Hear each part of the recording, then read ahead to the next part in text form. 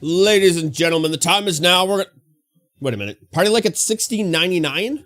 Is that a thing? Is that how we party? Like it is $16.99? I don't understand. How's it going, everybody? How's it going out there in out there land? I just spilled my guru, and I am not a happy camper. I didn't spill it that much. There's still guru in this can, but I did spill it a little bit, and that makes me sad. It's not quite flat yet. It's not quite flat. We got to bring up the event link here to see how many people we have tonight. We're going to be rocking some standard Friday Night Magic, which is the standard format. It's incredibly standard. We have 3 registered so far. Ladies and gentlemen, how is everyone doing tonight? We had an absolutely massive night last night during the... Oh, burps. We're burping. During the Duskmorn Trick-or-Treat, we had 41 people registered playing in the store. STD is abbreviation for standard. It sure is. That's why we like it. I need to mop my office. I need to mop the office now because I've spilled Guru on the floor. And Guru has natural sugars. And you know what ants like? Natural sugars. They love that shit. And that's how it is. I'm gonna have to get another Guru now. It's just, I don't know. I spilt my Guru. Now I gotta get another Guru. Yeah, absolutely massive night last night. We gave away 4 Duskmorn Nightmare bundles. We gave away a chicken dinner. If you go to the Discord, look in the events. What is it called? Events forum. There is a bunch of pictures of the event. Everyone dressed up. And Bruce with his chicken dinner, which is great. That was hilarious. This was hilarious. 41 players of Magic. That's 6 rounds. We only did 4 because the 4th round just started when it was 11 o'clock. I went home. It was too late for me. We didn't do any casting because it was just, if we had another employee on, I think I could have casted. But there's just too many people in the store. There's just too much going on. We need more employees out there to manage everything, if you know what I mean.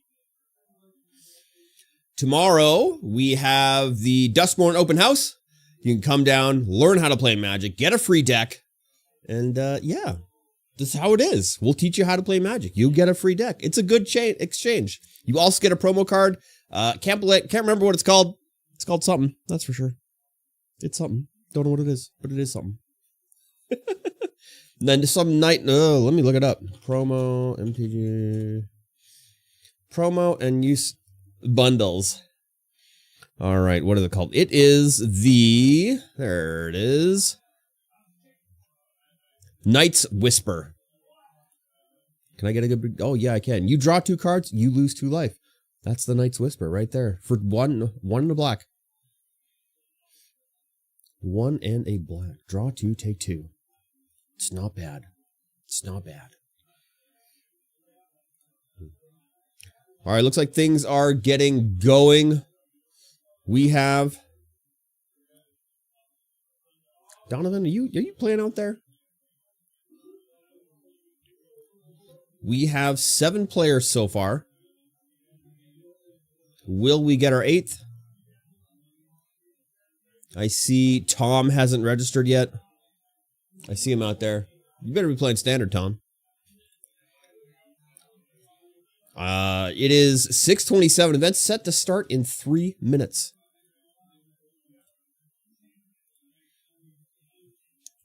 After this stream, we're going to go and hang out with the TRU gaming community. They're doing their 48-hour Extra Life charity marathon. Make sure you go over there. I'm going to find the link here, drop it into the chat.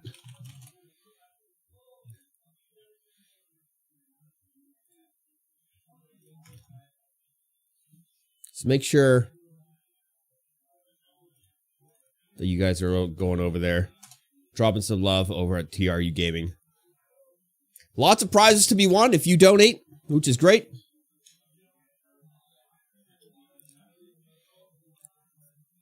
Hardcore 104. 104 hardcore. All right. I'm eating food. Oh, I've been pinged in a community event? There's a community event? Scary movie event? But it's November. I'm going to go to the concourse while I eat my rice because I am hungry.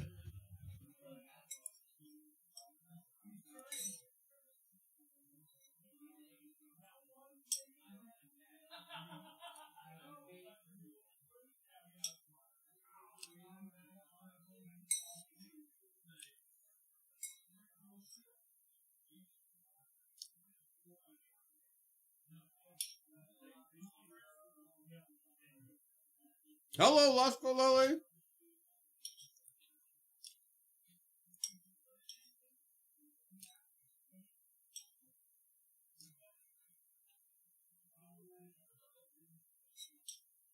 Hope you are doing well today.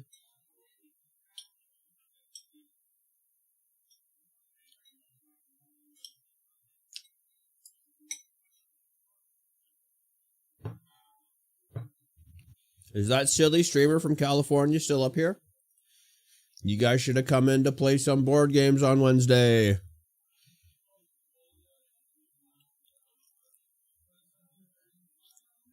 We have a beautiful 8 players registered so far. I'm going to go ahead and hit the refresh button, see what else comes up. Oh.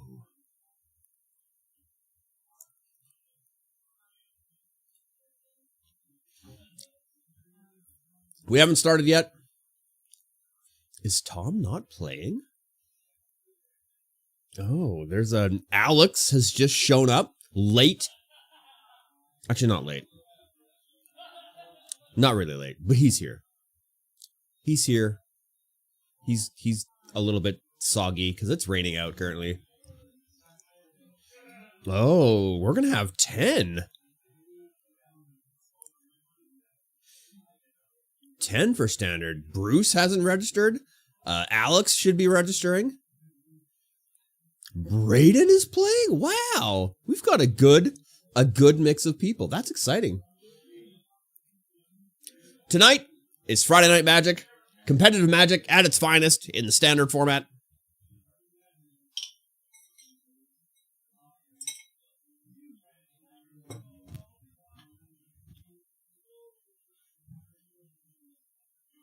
We're getting people excited about the standard format. Not a lot of people have been excited about standard for a long time. No, standard, nothing that you are selling us is standard. Standard is only from the past couple of years of sets. So the cards constantly rotate out. There's new strategies constantly coming in. And people think standard is very inaccessible. You are selling Legacy, Pioneer, Modern.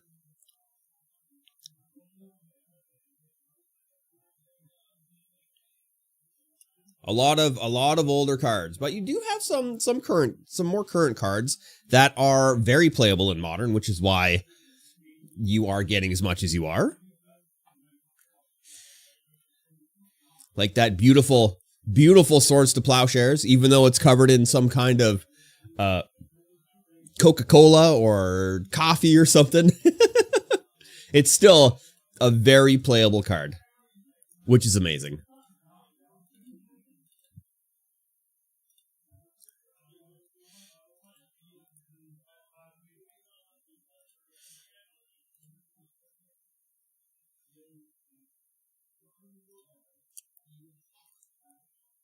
John made it dirty. He sure did.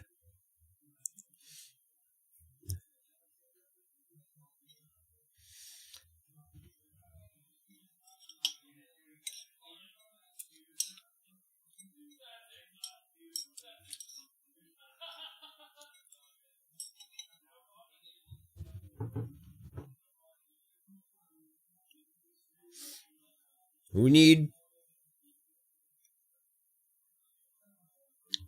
What is Alex doing? He's getting the water out from behind his ears. He's not registering yet.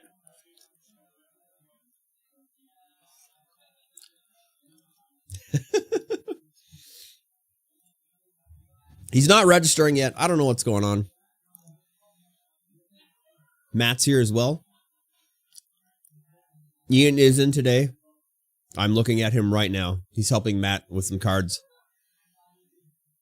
Matt, of course, is going to Calgary for the regional championships in Pioneer. You need the Dice Throne Battle Chest? I do have the Dice Throne Battle Chest. I don't have one for sale, but I do have a Dice Throne Battle Chest that I bought specifically for the store at full retail price.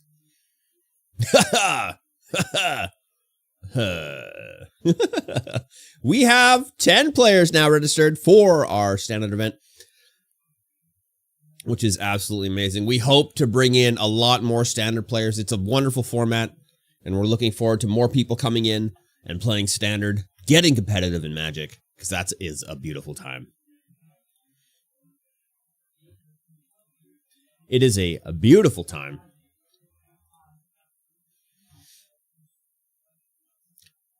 All right, I think the pairings are about to be announced. I'm going to quickly go to the washroom and be right back.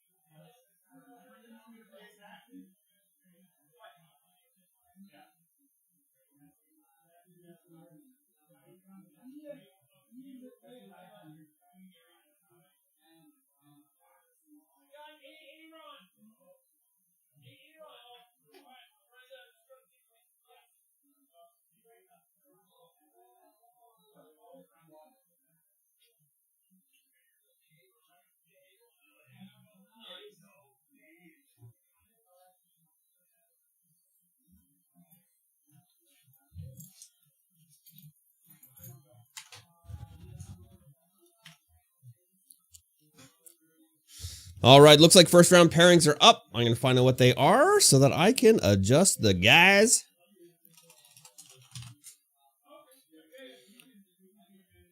We have 12 players.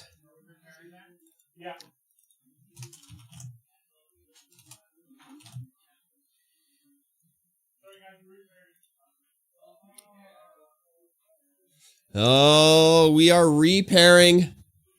We had a last minute guy come in to register for the event, looks like. Oh, Matt is playing. Amazing. Amazing. You're looking forward to learning how to play Isaac? Heck yeah. All right, we're just waiting for the new pairings to come up.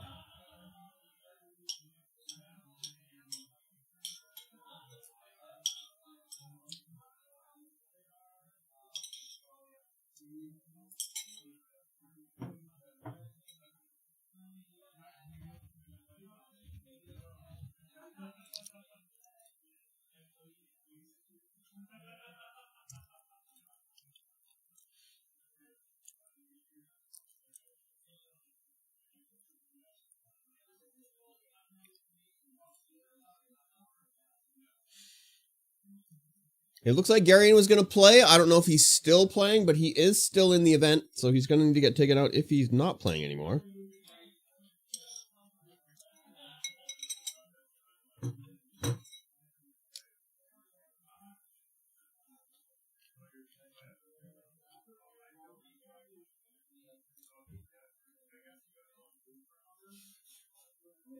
Kevin. Kevin has shown up and is playing.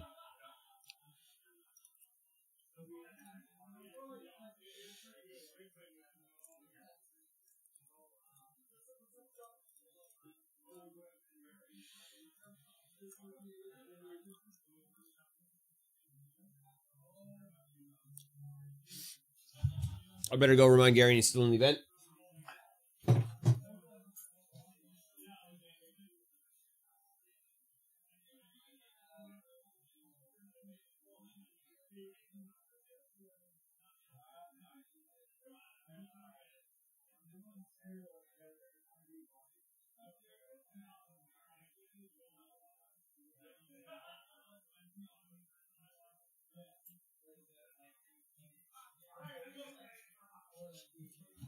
All right. Now we can find out what the pairings are. Table 1 is now Duck versus Matt. Matt's no stranger to the head table.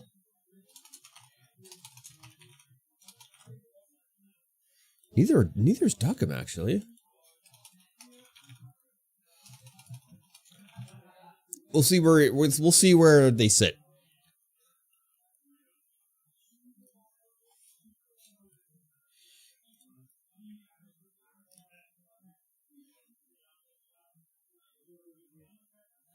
Matt is on his way to head table there. Oh, he's sitting on the other side.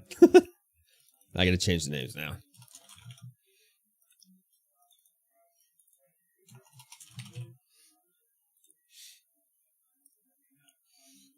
Let's transition over to the play area.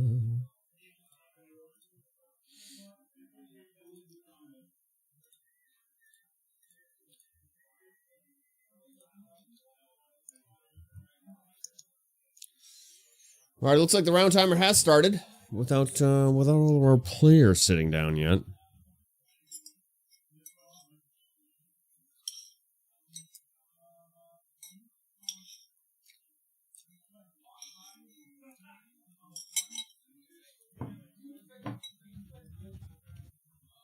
Not a damn thing is new and exciting, says Matt.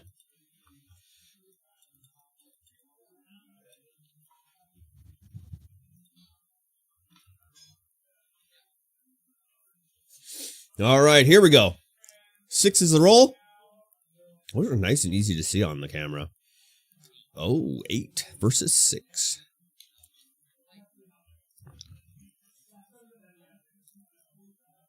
Oh, we just had some serious Commander players roll in.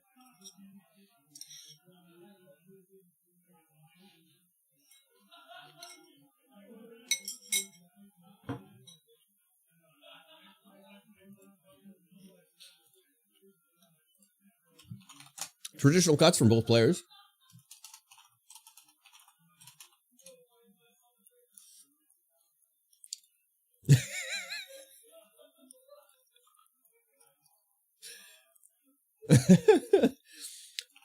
So last night we gave away a roast chicken. We gave away a roast chicken as a gag for Halloween, and Bruce won it, and everyone's confused as to why there was a roast chicken. Duncan plays Hedge Mage, and Surveillance 1 keeps that card on top. Matt goes ahead and plays down a Fabled Passage, imagining he's going to crack at the end of Duck's. Duck plays a Commercial District. Surveillance 1 pitches, and Matt cracking his Fabled Passage on the end step as predicted, because that's how you play Magic. You crack on the end step.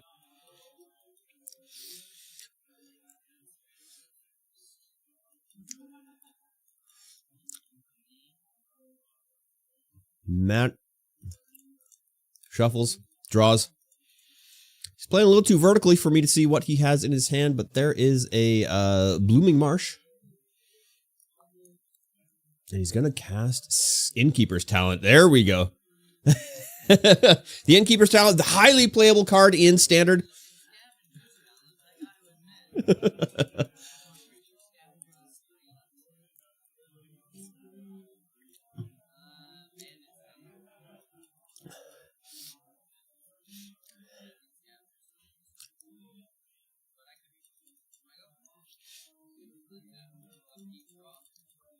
Oh, what are you playing, Duck? Forest coming into play.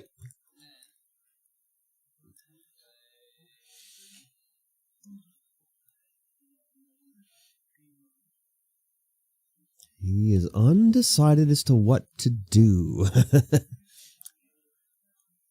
Tapping for 3. A Hauntwood Shrieker coming into play.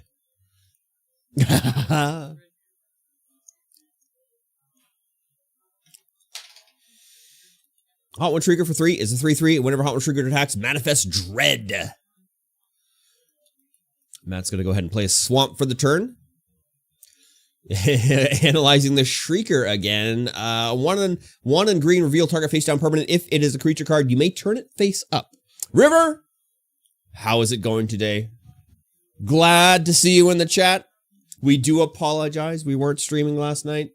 We had our Duskmorn trick-or-treat event, and we had 41 people in the store, which was unreal. I didn't feel like I should stream with the amount of people in the store, the amount of things needed was going on. I think I needed to be on the floor. You know what I mean?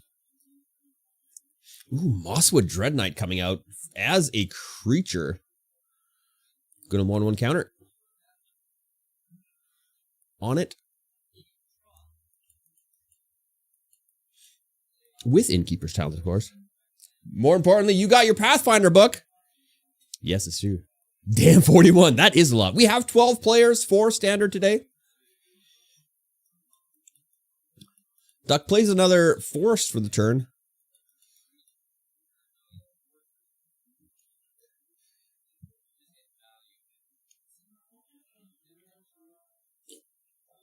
Wondering if he should attack, swing into that Mosswood Dread Knight, but I don't think that's the play. Tapping for 3 now. Going to go ahead and cast out. Ooh, disguise as anime waifu. You feel Duck should play Goose? He's playing waifu. Playing that waifu right there. Mysterious creature. Tapping for 1. Playing out a Ghost Vacuum. Main board Ghost Vacuum. Okay. Okay.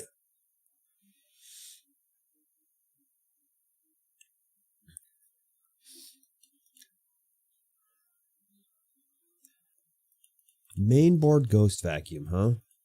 I don't know if that's a main board. He should be mainboarding that at this point. There is a lot of graveyard play currently in the Standard format, with Valgavoth and that kind of deck, which is kind of the deck to beat at this moment.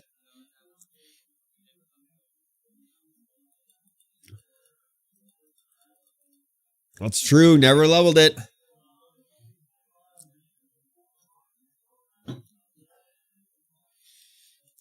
It's all right, Matt. Go ahead. Level it up. Oh, you could have leveled it up on the end step, and he didn't do it.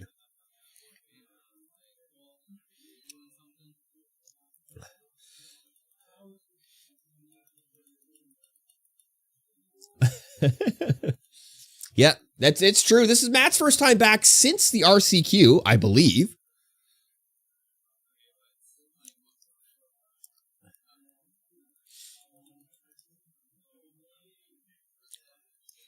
Cracking and fetching for a Swamp.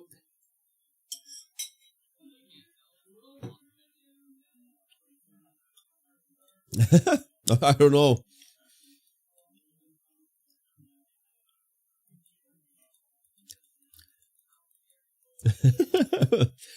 Matt's going to go ahead and go for the throat, destroying the Hauntwood Shrieker. Mosswood Dread Knight's getting bigger. Combat coming in. That's a 5/4 coming in. Ducks just go ahead and take 5 straight to the face. He's going to tap the Ghost Vacuum and exile Hauntwood Shrinker. Putting it under the Ghost Vacuum. And the Ghost Vacuum is actually going to be able to get that creature back with 8 mana? Is that 8? Or is it 6? No, it's just 6 in the tap.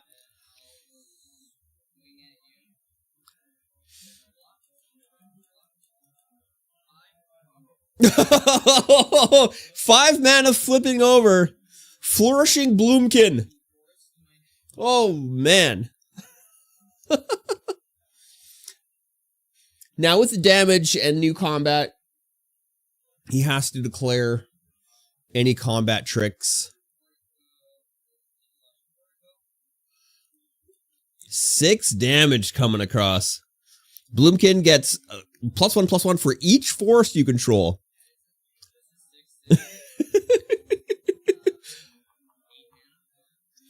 A 6/6 for 8 mana. That's a lot.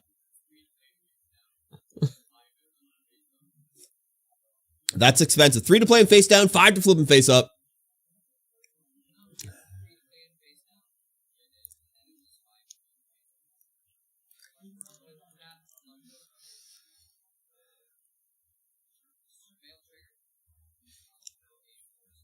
Surveilling, putting forest in the bin.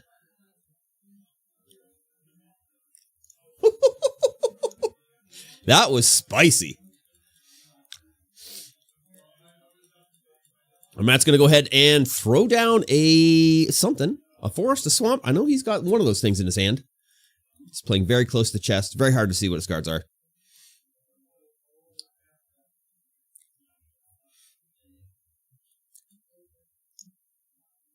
But we'll see what the play is here.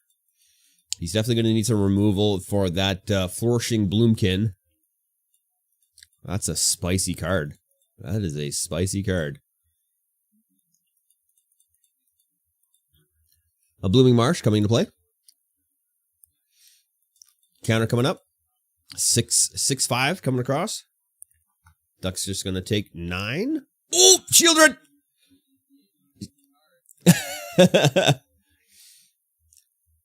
Shieldred is now in play.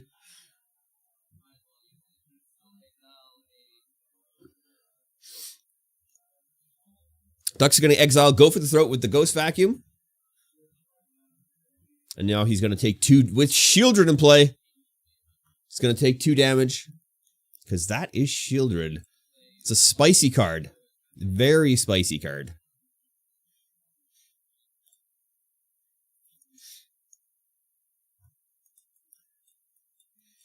Now it's kind of a countdown now. Duck's got 3 of the same card in his hand, but I'm not entirely sure what card that is.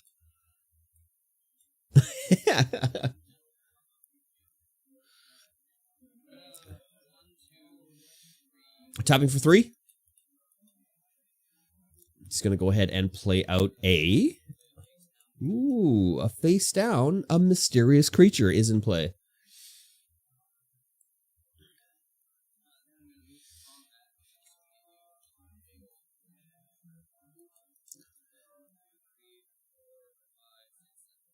Seven Flourishing Bloomkin coming across now. Blocking with Shielded, which is probably the correct play, but that really evens out the board state for Duck. Because having that Shielded on the board is definitely devastating. All right, Matt is going to play down another Swamp. He's going to tap for 4. Leveling up the Innkeeper's Talent. Moving to combat.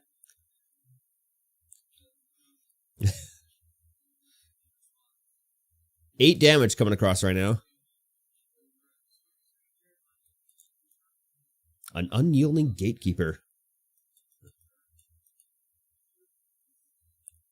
What does that do? Disguise for 2. Unyielding Gatekeeper is turned face up. Exile another target non-land permanent. If you control it, return it to the battlefield tapped. Otherwise, its controller creates a 2/2 white and blue detective creature token. That was the play for sure. He's got 2 more in hand. Oh, here we go. Something's happening. And we're probably going to need a judge call here because I'm not entirely sure what the timing of this is going to be like.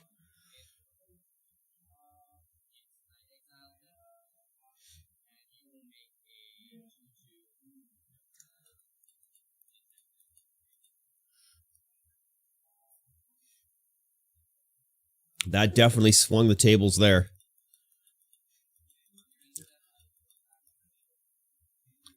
Oh, no. Shieldred, been ghost vacuumed. Sacrifice Ghost Vacuum. Put each creature card exiled with Ghost Vacuum onto the battlefield under your control with a flying counter on it. Each of them is a 1/1 spirit. In addition to its other types, activate only as a sorcery. That's amazing.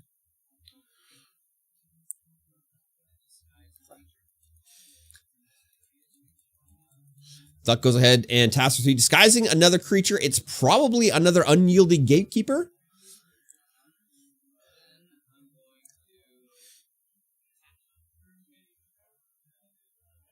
Our Matt looks like he's got response. Going to tap for 2 and is going to go for the throat.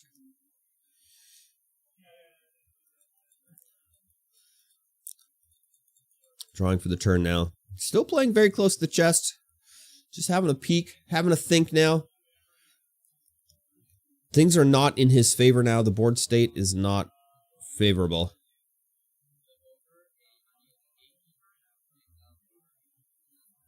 Oh, he's going to exile the Innkeeper's talent.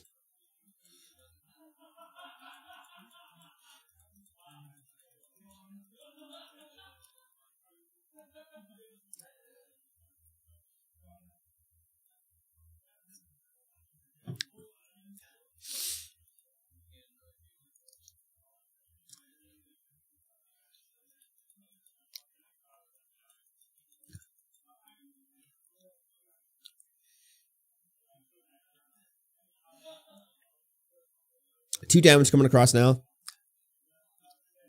It's good. Good play. Good play. Good play. Getting rid of that Innkeeper's talent.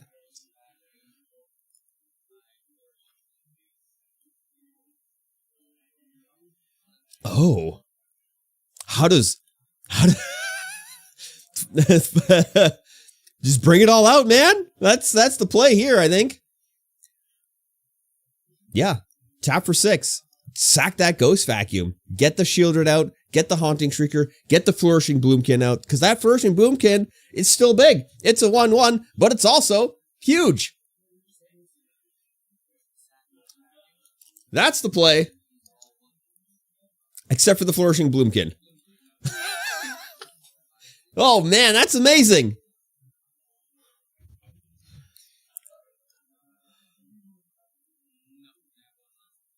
One last thing, completely tapping out. Swift Survivalist now in play. Norn.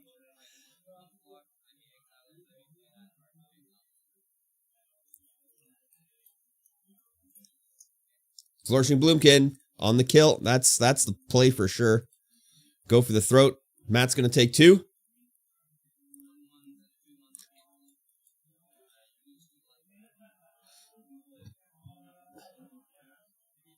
Holy. Mosswood coming in. And Matt is going to draw a card. Oh, he's going to do the Dread Whisper to draw a card. Taking 2 damage. That's it. That's game 2. Oh, man. That is spicy.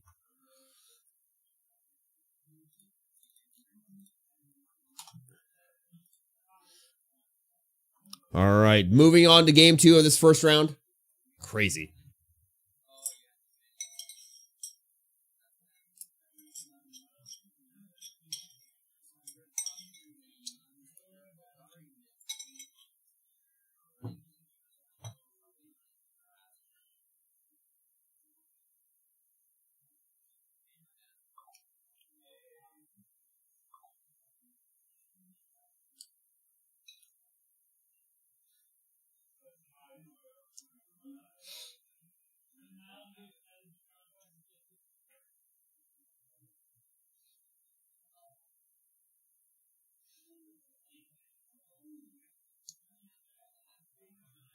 Black always has some of the creepiest cool mana. Sure does. This is the best way for nerd girls to find unmarried nerd men.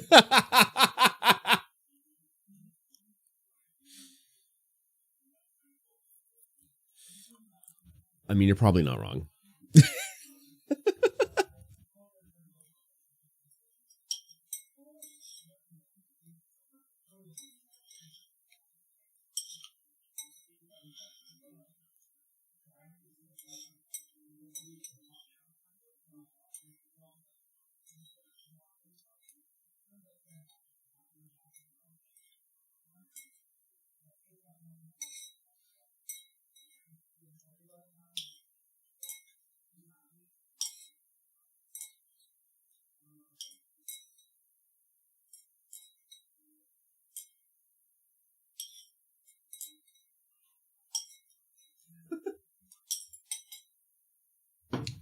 Duck, if you're watching this back, man, you sound so sarcastic sometimes.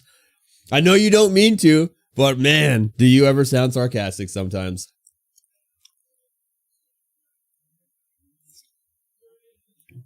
Telephone!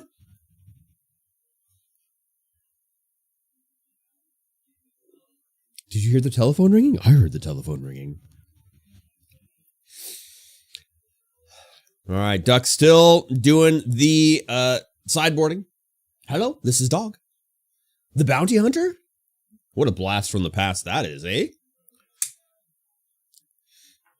Didn't Dog run into like a lot of trouble with the law? I know the show fell apart.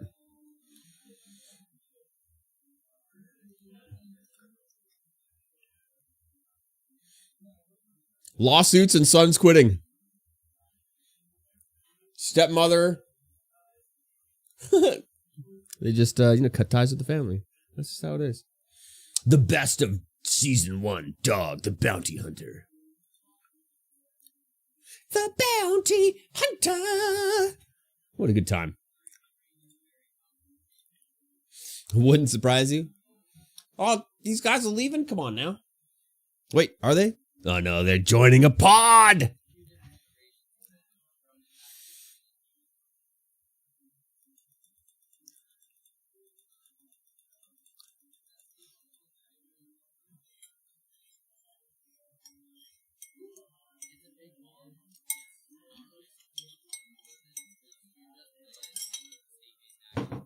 A potty! Yes, a potty!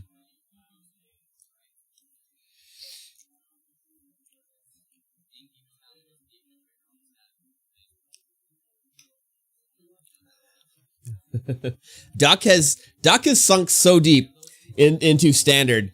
He got the bug. He got the bug, and now he's so hooked. It's great. I love to see it. I love to see it.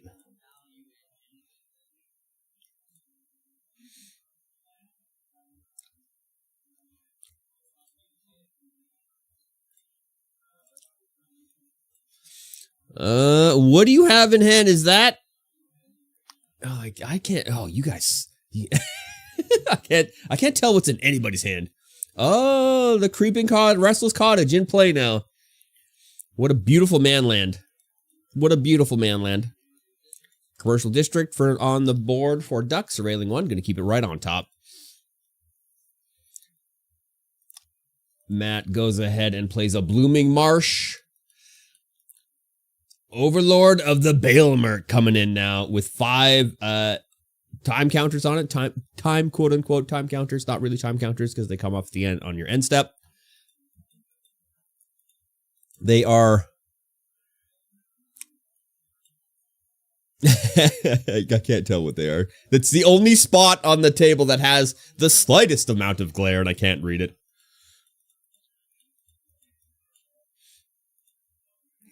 Draw for the turn. Duck's draw. He's going to go ahead and play down a Hedge Maze. Surveilling 1 again, keeping the card that he saw on top. Oh, no turn 2 play. No turn 2 play. Interesting. Matt's on the draw. Place down a Swamp. Yeah, Matt's got some. I wonder where he got those swamps come from Glissa Sunslayer now on the field. Definitely want to get that pretty quickly. Force coming into play for Duck. Tapping for 3. Disguising a creature. Super Disguise. He's going to take 3. I doubt he goes for the block on this attack. Here it is. There it is.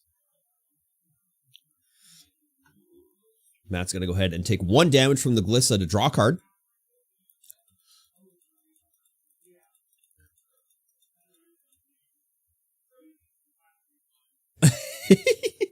Ooh, the Phyrexian Flesh Gorger.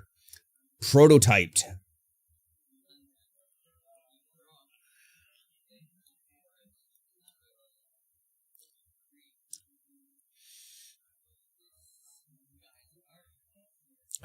Duck playing Magic fits the bill. Yeah. Yeah, it sure does.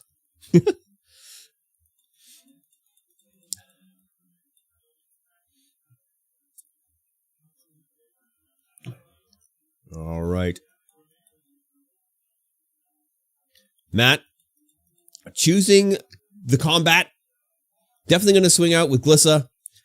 Duck doesn't have enough mana to flip any of those guys that do the thing.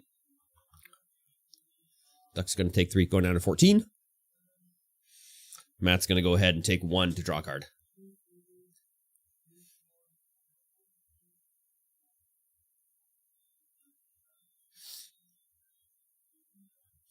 Decisions now. 2 open, 3 open mana. But no other land drop for Matt. It looks like he might have slowed down ever so slightly with this lack of a land drop.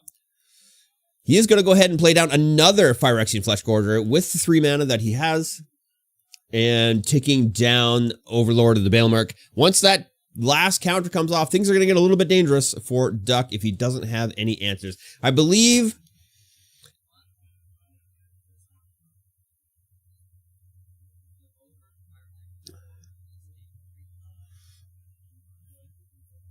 Pyrotechnic Performer being flipped now on the Matt's end step. It is a 3/2 whenever Pyrotechnic Pyromancer or another creature you control is turned face up. That creature deals damage equal to its power to each opponent. Okay. Duck goes ahead, drops down a forest. Going to combat.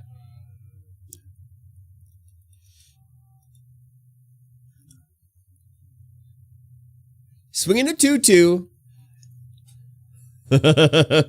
I think it's a Flourishing Bloomkin coming into play.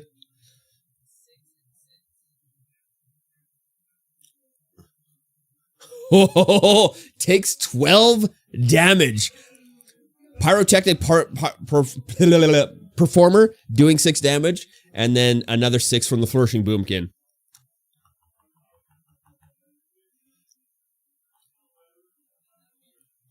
I forgot to tick him down from the Pyrotechnic Performer.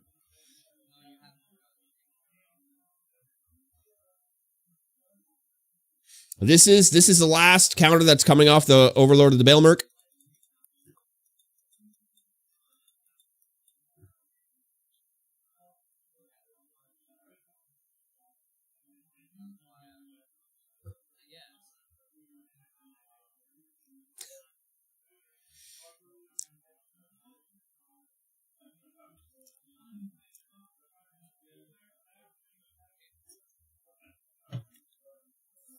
Two 3/3s coming across, both Phyrexian Flesh Gorgers. He's going to reserve Glissa for blocking, because he needs to block that Bloomkin when it comes across next time, though he does only have 3 life on board. Not entirely sure what he has in hand. Does have the Restless Cottage. Oh, lifelink on those guys.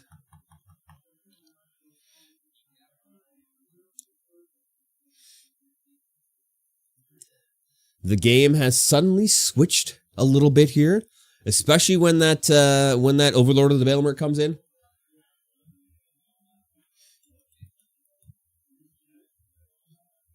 Deep Cavern Bats sucking away some of his removal. And Overlord of the Balemerc now on the field. Gonna be dangerous. I don't know if Duck can get out of this now. You need an answer to the whole board, my friend, right now. Lush Portico coming in. Going to surveil one. That's going to bring the Flourishing Bloomkin up to a 7/7.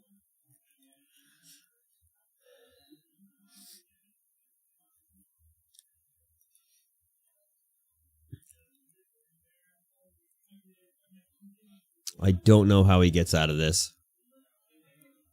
He does have another... No, I don't know what that is. Never mind. I haven't a clue.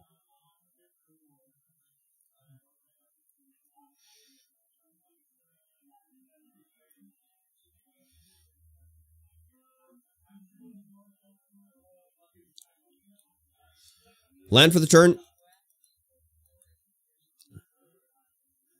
Oh, he's going to bushwhack the Overlord and the Flourishing Bloomkin. Ooh, untimely malfunction.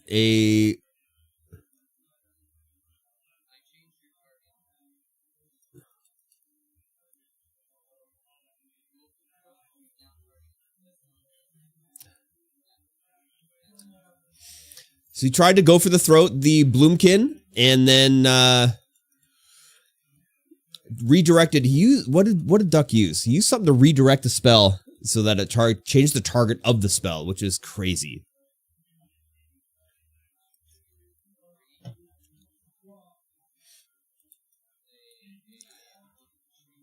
Hauntward Shrieker on the field now.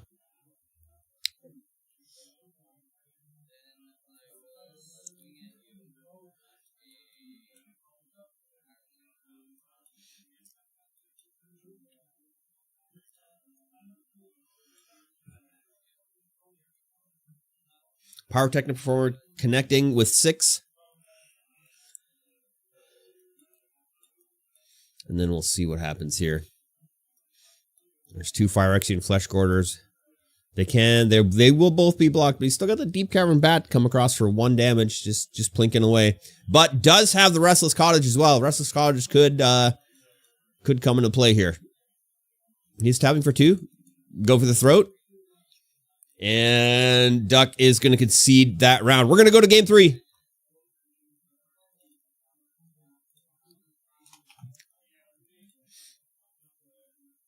We're going to go to round 3 here.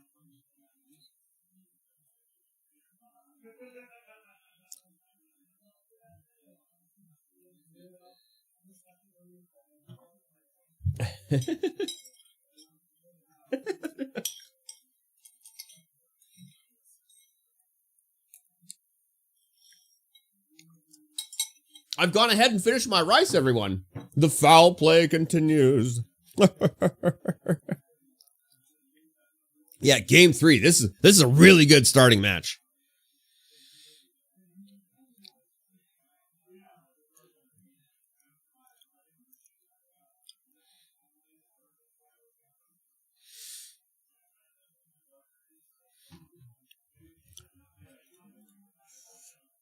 A really good starting match. Super exciting.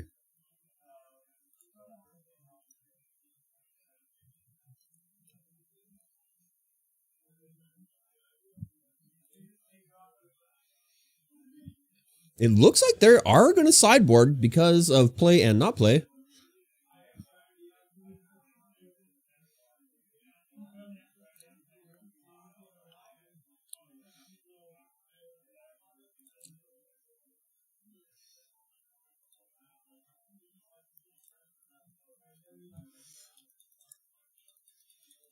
All right, I was looking at messages, didn't pay attention to what came out and what came in, or how many cards.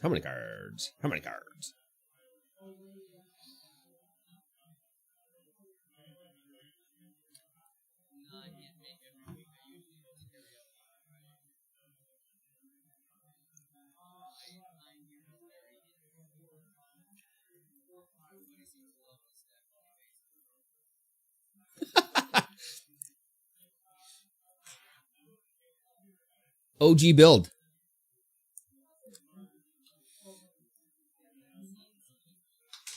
All right, let's look at the standings here. It looks like Brady's beaten Ben 2-1. Braden's beaten Ben 2-1 rather. I wonder if Ben is playing his regular deck, and Kevin has beaten Mitchell 2-0. 16 minutes left in the round. 17 minutes technically.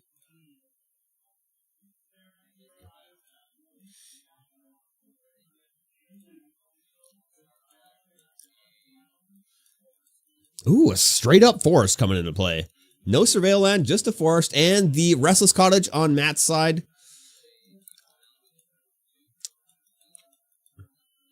A mountain and a forest now, and tapping for 2, casting an overgrown zealot,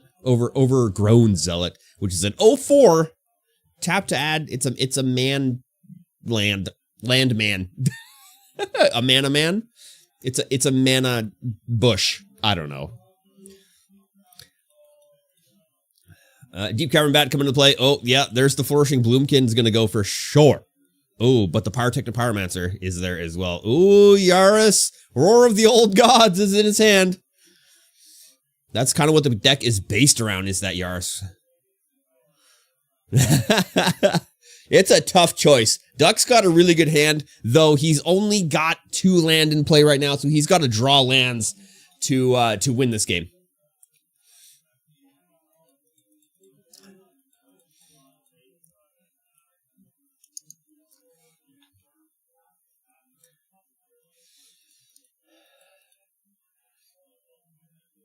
The what to get rid of here is very difficult. The Unyielding Gatekeeper is going to be the one that goes away.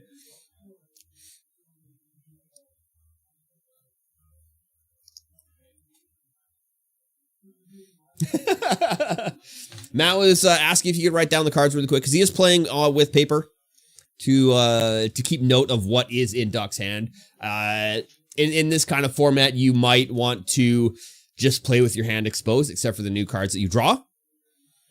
Just as a sportsmanship courtesy. 1 damage coming across the Duck. It's going to take 1. And Matt's going to go up 1.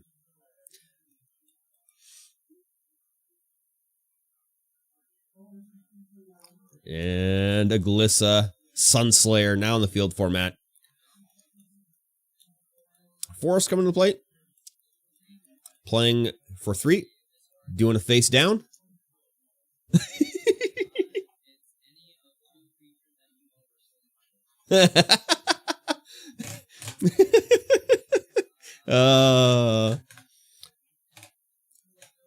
That's the joke, Duck. All right, Matt, taking his draw now. Glissa is really good. That's a really good card. Combat damage. Combat. Declaring combat. Declare it. Do it. There it is. Combat has been declared. 2 creatures coming across. Nope. Never mind. Never mind. He didn't take his fingers off the card. It's not set.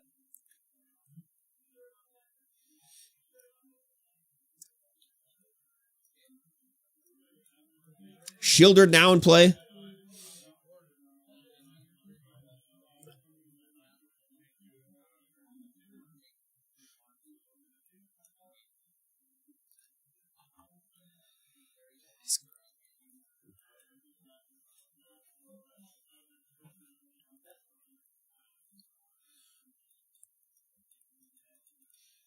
And Matt's going to, of course, draw a card with Glissa.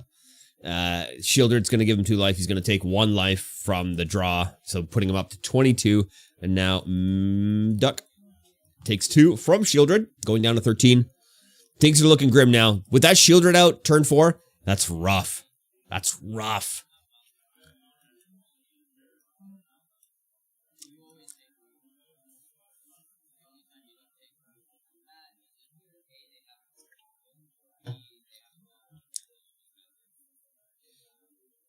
It's definitely a good play, taking the removal. Oh, Duck. So matter of fact. What if you? Tapping for 4. Yaris, roar the old gods. Other creatures you control have haste. Whenever you...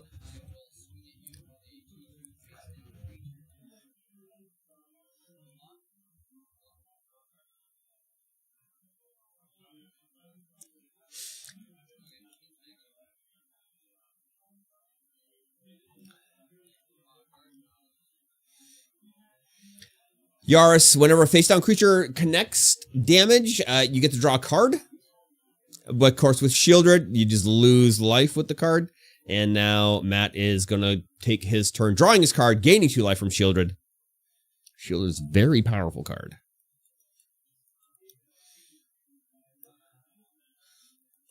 Glissa coming across, Bat coming across, the Deep Cavern Bat.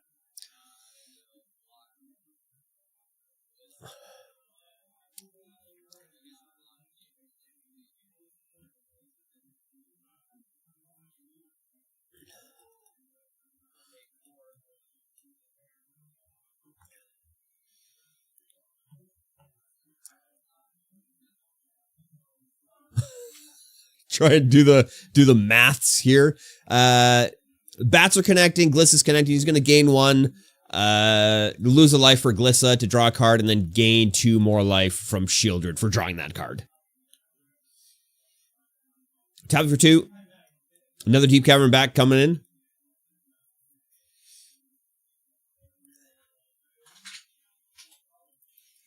And now Matt is going to get to choose what to put under the bat. He's going to go ahead and take Untimely Malfunction.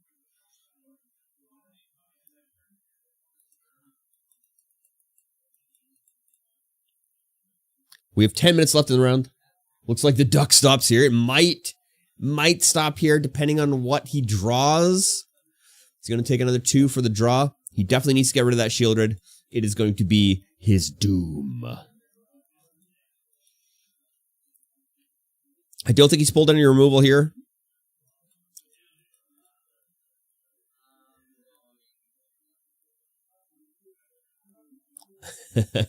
Things are not looking good for Duck.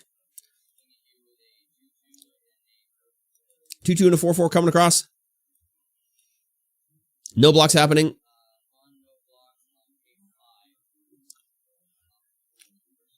Flourishing Bloomkin coming into play now. He's going to fetch 2 forests, putting him into play. No, one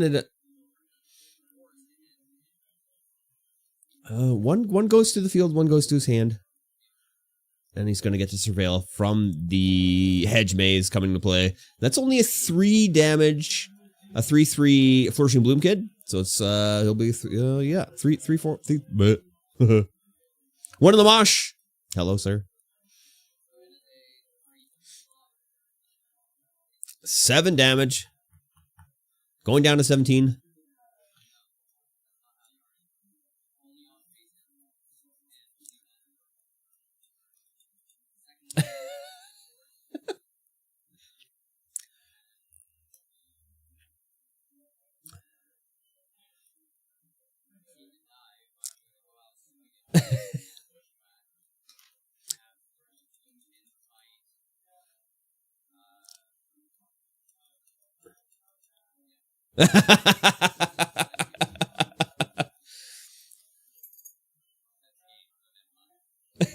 That's going to be game. Matt's going to take it in 3.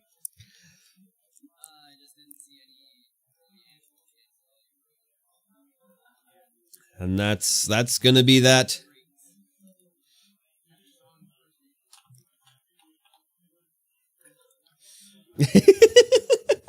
That's wild. 1 in the mosh. How's it going today? What are you doing tomorrow? You want to come down and learn how to play Magic? We have the Duskmorn open house happening tomorrow, which means you will get a free deck for coming down. It's not legal in any format, supposedly. Whoa, hey, we're here. Look at that. We're on the screen. Go3. I have a response. The rock hears you, but the rock doesn't care. The duck hunt is successful. You're not wrong. I put up a valiant effort, but when you get those Shieldreds up, it's very difficult when you don't have any removal in your hand. So we're going to go to round 2 here.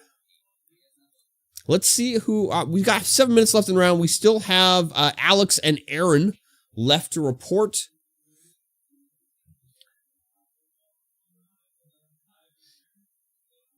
Yes, I can still see them playing in the front table there. Hope everyone's having a great night. Well, there goes. Okay. Sure, camera. Just cut right off. I don't care. I don't care, man. We'll just go to the concourse.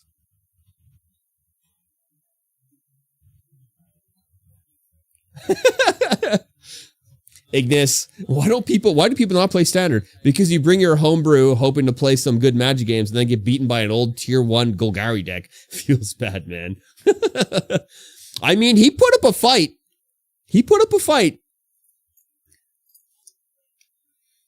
The first game went in his favor, and it went very well in his favor. But unfortunately couldn't clinch down the second and the third. Didn't get any removal for that Shieldred. Which is too bad. It's too bad.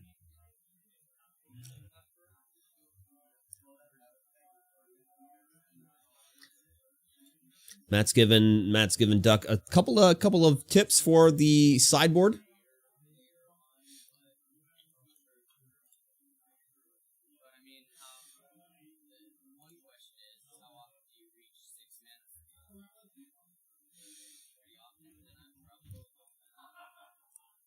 Ghost Vacuum. That Ghost Vacuum won the first game. It was weird. I was not expecting Ghost Vacuum to be in his main board. He was playing Ghost Vacuum in the main board, which actually won him the game. So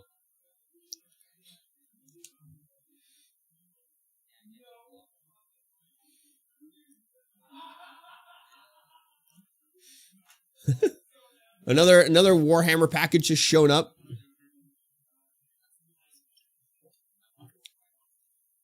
We'll see what's inside of it. Games Workshop tends to send stuff just randomly. I think this package is one of the ones that we ordered before a previous package, and we got the previous package first. Yeah.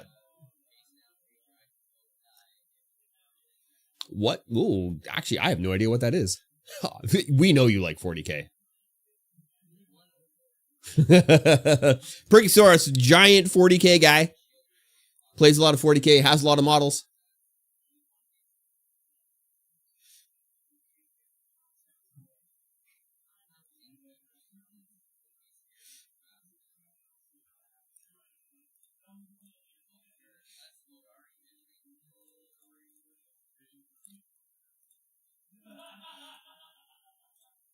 What did I just close?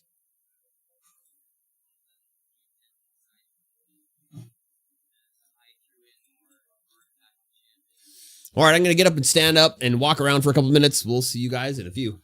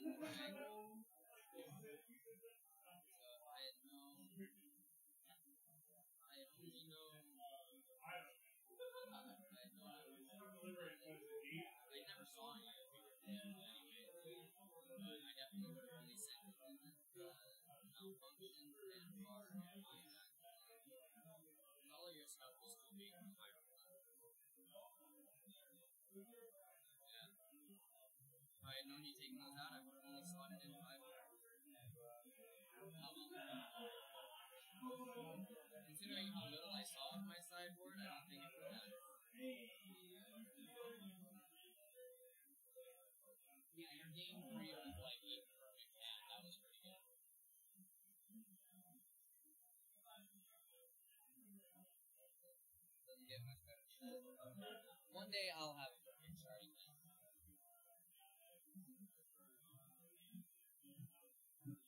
Did you submit?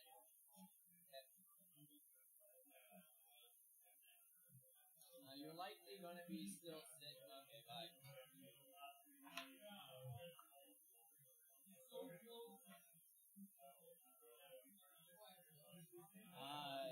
The person who wins here typically stays.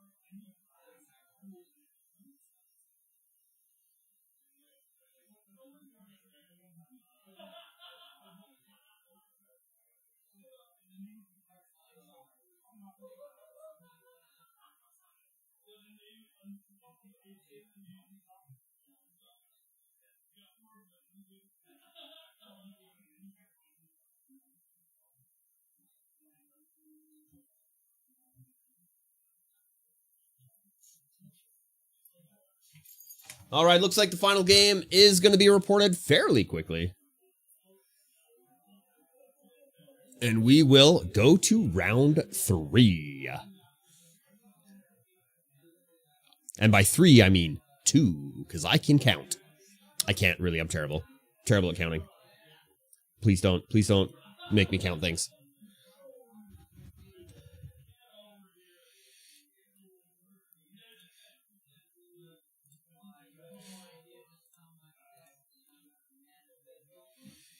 Who is going to be at head table? We could see Kevin, Brady, Ian. Kevin, Brady, or Ian?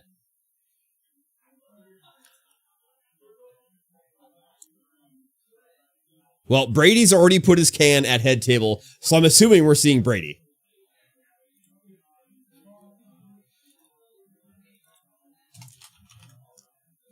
Brady, and who else are we expecting at head table? Ian. Nice.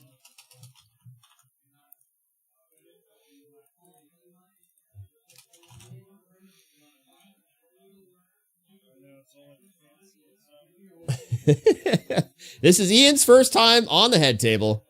Brady is a regular at the head table, of course.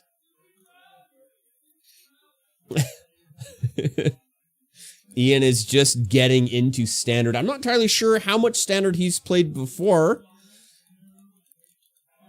But of course, Brady is a resident Magic nerd. Plays all the formats, all the time. It should be an interesting matchup. I'm not entirely sure who's playing what's playing who.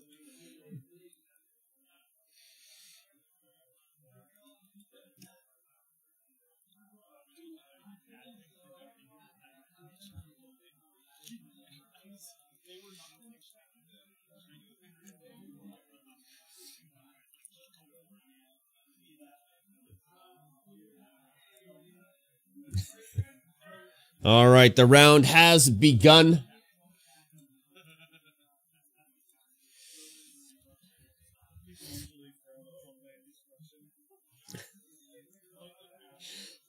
Table 2, we have Matt versus Braden. Table 3, Aaron versus Kevin. Alex versus Ben. Duckham versus Jesse. And then Bruce versus Mitchell. Jesse is within earshot of the microphone, so I'm assuming we're going to hear him laughing a lot at how Duckham's deck works.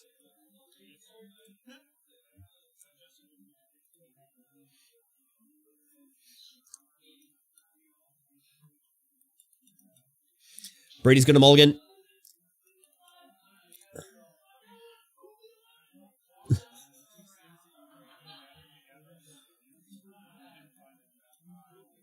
I am trying to figure out what Ian is playing.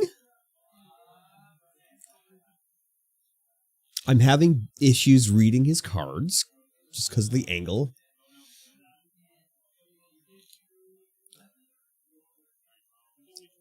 Golgari Demons? You saw that already? That's why I love having you in the chat, River. You see things and you're like, that's what it is. And I'm like, what is it?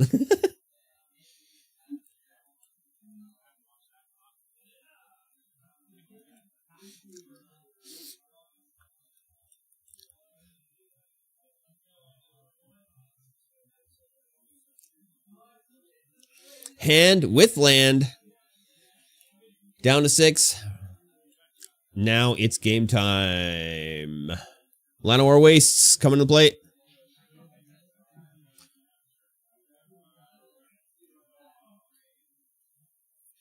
Going to take a damage and is going to duress. Mosswood Dread Knight, Bloodletter, two Terra Sunders, Overprotect, a Swamp, and a Blooming Marsh.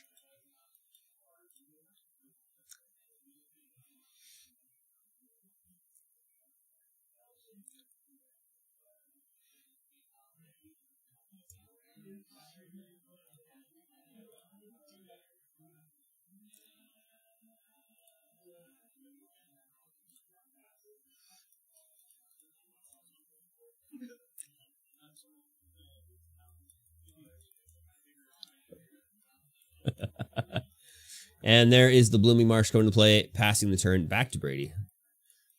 Brady goes ahead and draws, going to play down a Foily Forest. And then plays Dreams of Steel and Oil. Target opponent reveals his hand. You may choose an artifact or creature card from it. Then choose an artifact or creature card from the graveyard. Exile both.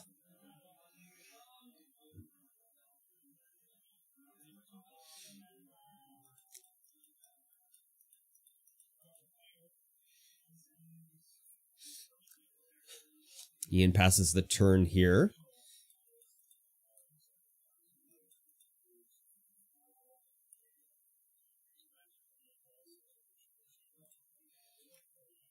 People don't even play Revealed on FNM. A little too serious here. I think they're not super, they're not well versed in things you can do to help your opponent out a little bit by not making him remember what cards are in your hand. Everyone's kind of new. Brady's not new to FNM and playing competitive. I think Ian is a little bit newer to playing competitive Magic.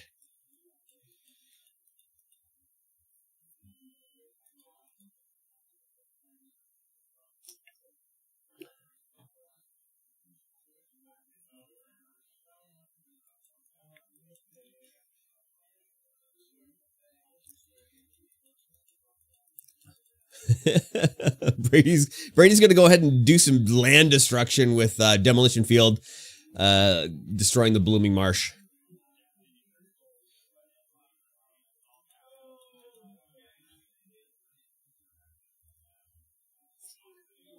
We have a lot of people just getting into competitive Magic. Not a lot of experience. We do have a lot of experienced players, mind you. But there are a lot of inexperienced players who are just getting into Magic.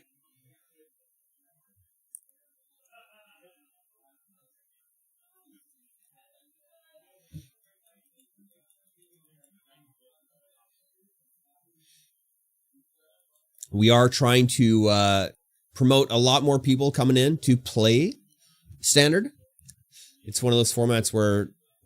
Oh, are you down to 15, Brady? Is that what's happening? I can't see his notepad. Oh, he did just tick himself down to 13, so I'm assuming he's at 13. Morasame X7. You miss going to FNM every week? Just go to FNM. And you're welcome. We do enjoy some FNM streaming. We do enjoy some Thursday Night Modern streaming as well. We stream Thursdays and Fridays, although, last Thursday we didn't stream because it was the Duskmorn House of Horrors Trick or Treat event.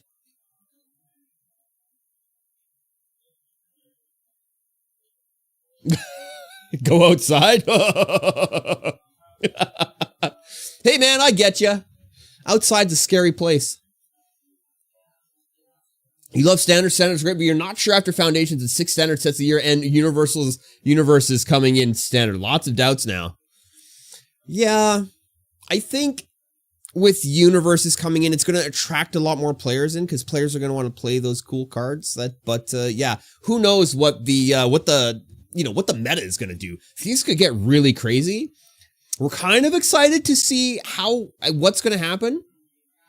But I think it's going to attract a lot more players in. I think it's going to do more good for bringing players into Magic, and maybe it's going to, you know, make some of the older players not want to play as much.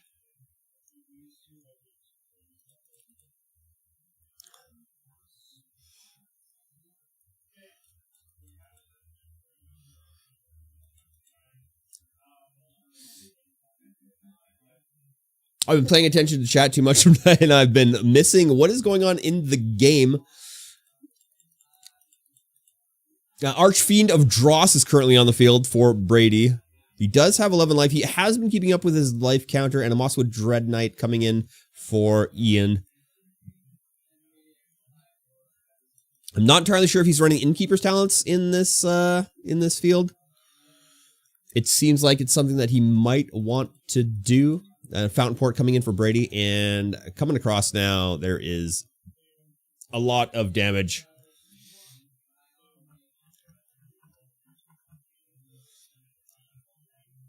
Oh wait, no, 6. Only 6, because those counters are for losing the game.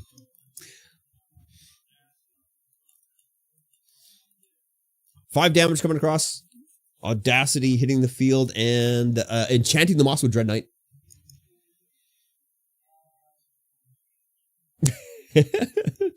Ian stuck on 3 lands, which is unfortunate for him. No blocks. Brady down to 6. You like going outside and going to the hub? That's because the hub is a very comfortable place to be.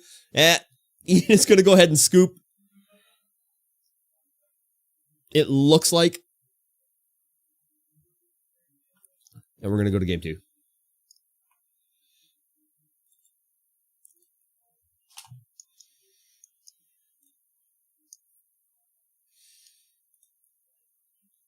Still 41 minutes left in the round. No one has reported yet, which is good, which means no one's getting absolutely romper stomped.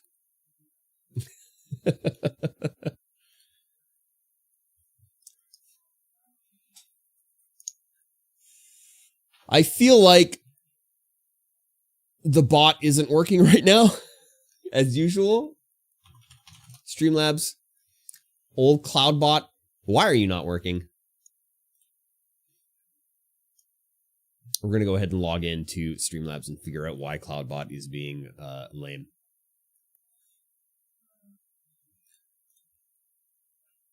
It is on. Cloudbot is working, but not announcing anything that's going on right now. Okay, I'm going to go ahead and stand up and turn the stream on in the store so that other people can watch while they're playing Magic.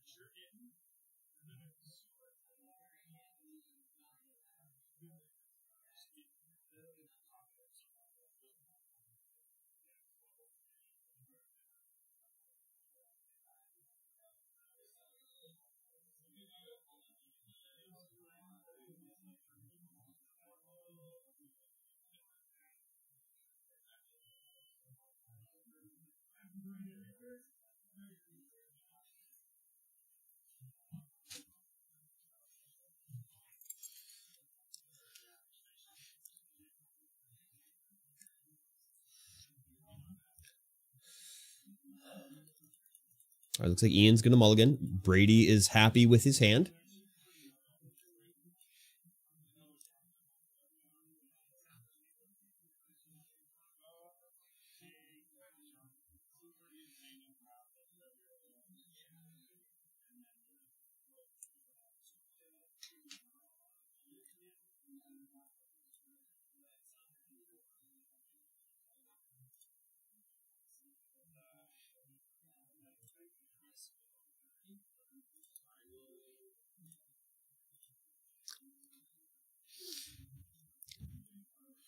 Oh, was Ian still...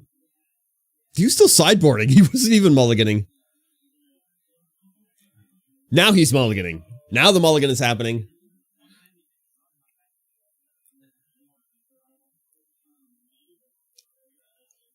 Do I have enough time to go to the washroom? God, I gotta go to the washroom.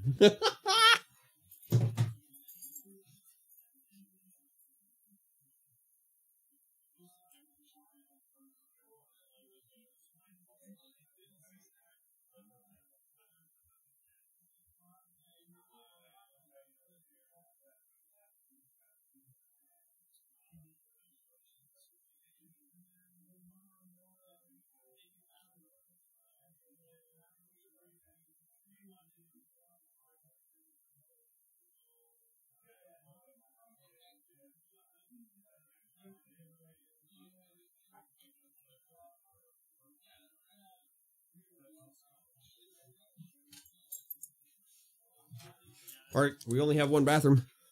And someone's in there. Someone's in there. Are we going to swamp and play for Ian? And Brady has a Restless Cottage. Ian's going to play another swamp, tapping for 2. And is going to play Cruel Claw Heist, gifting a card. Murasami X7, thank you for the follow. Appreciate it.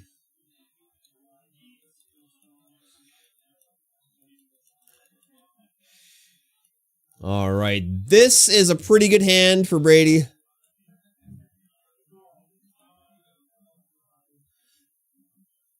It's got a Glissa, Caustic Bronco, a cut down.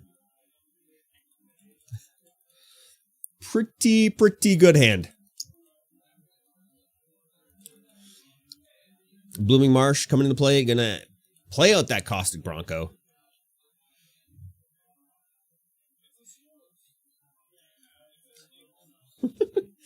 The Snorse is here. I don't know what a Snorse is. It's a snake horse. It's a horse that is also a snake. 1 force coming to play, and a Mosswood Dread Knight coming out for Ian. I really like the art on this Mosswood Dread Knight. It's super nice. Oh, and cut down. Caustic Bronco coming in. Getting a lucky draw off that. And is going to pass the turn to Ian. Ian's going to draw a card. Has a Llanowar Waste. Going to tap for 2. Going on an adventure with the Mosswood Dread Knight. Drawing a card, of course. Losing a life. And recasting the Mosswood Dread Knight. 2 Broncos on the field for Brady.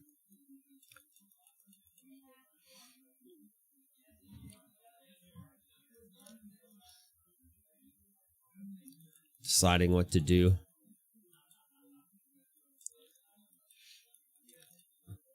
Underground Mortuary. Surveilling 1. Deciding whether to keep it on top or not.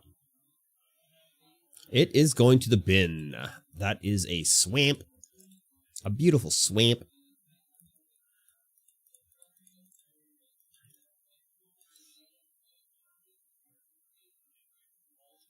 Tapping for 3. Glissa the Sunslayer. Saddling up the Bronco.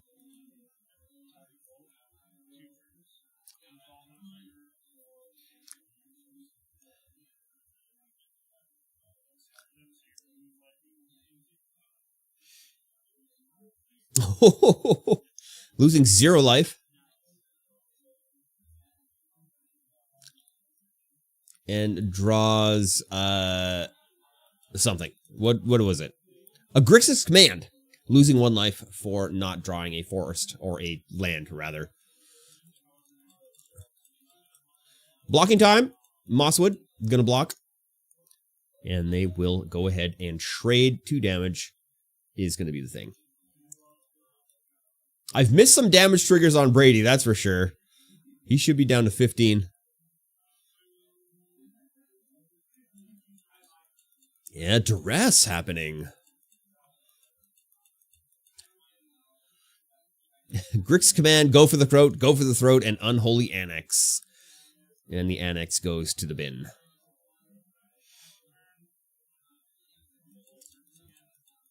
Playing a land. Mosswood Dread Knight, drawing, losing a life. Playing the Mosswood Dread Knight, back out. It's almost like you just can't get rid of him.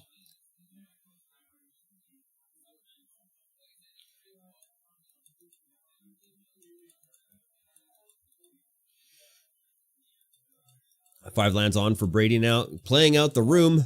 Another Unholy Annex.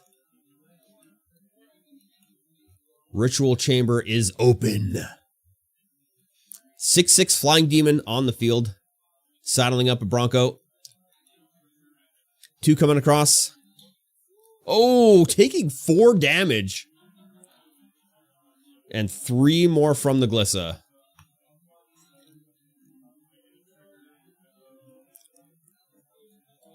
Brady's going to draw, lose a card. Or lose a life, draw a card, not lose a card, draw a life. You can't draw a life. That's not a thing.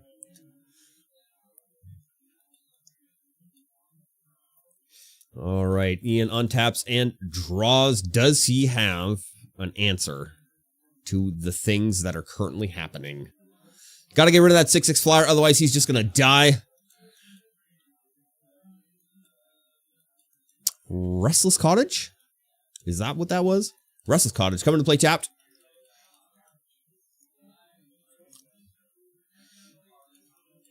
Tapping for 2, 3.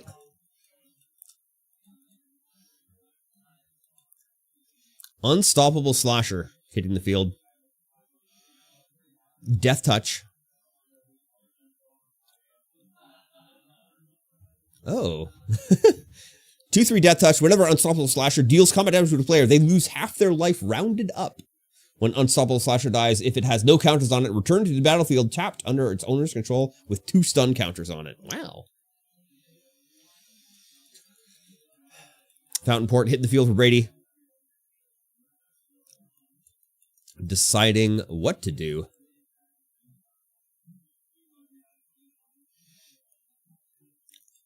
An Archfiend hitting the field. 4 counters on it. He believes he has the game now.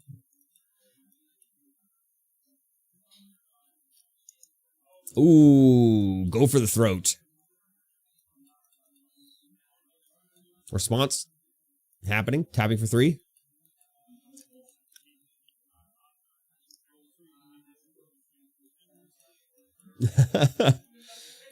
I'm not. What card was that? That was something's edict. And he makes Brady sacrifice a token, which was the 6/6 Flying Demon. Glissa coming across, 3 damage.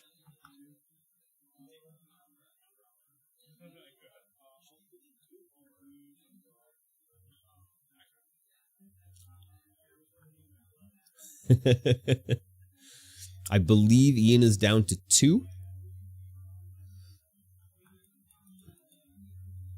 I don't think I missed any triggers there, but I must have. I must have.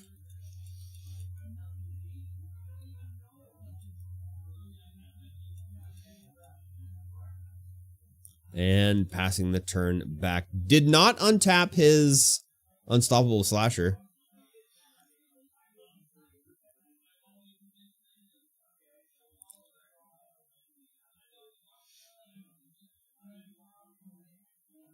What? Why? What happened? He put a counter on it somehow? With what? I'm not sure.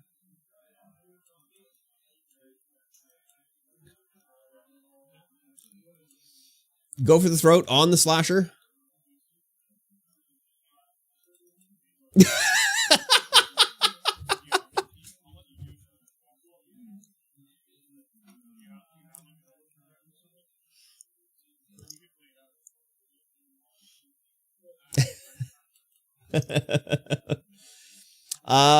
Destroys the Unstoppable Slasher. Archfiend of Dross dealing 2 damage to its owner's controller.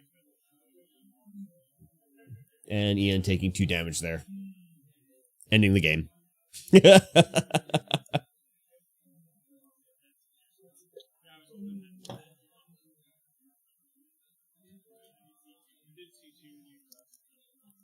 And that's the game, ladies and gentlemen. We're going to go to the store.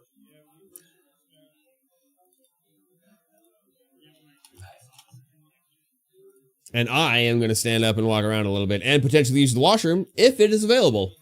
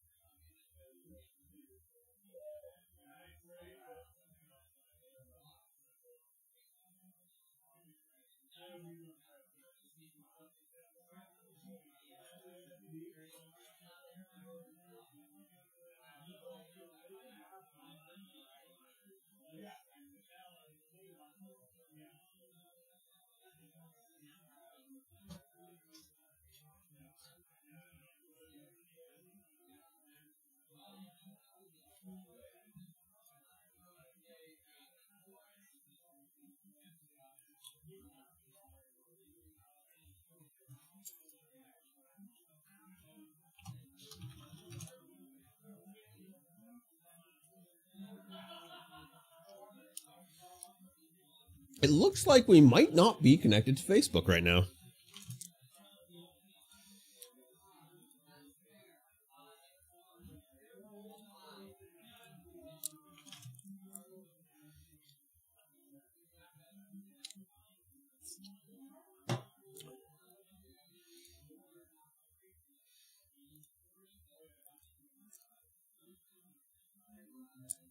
Oh, we are connected to Facebook. But we're not connected to the Facebook chat.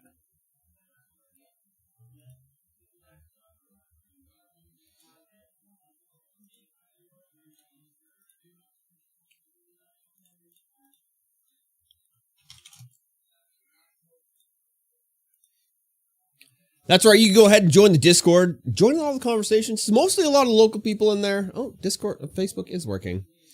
But, yeah. We got a lot of Magic players in there. Trading cards.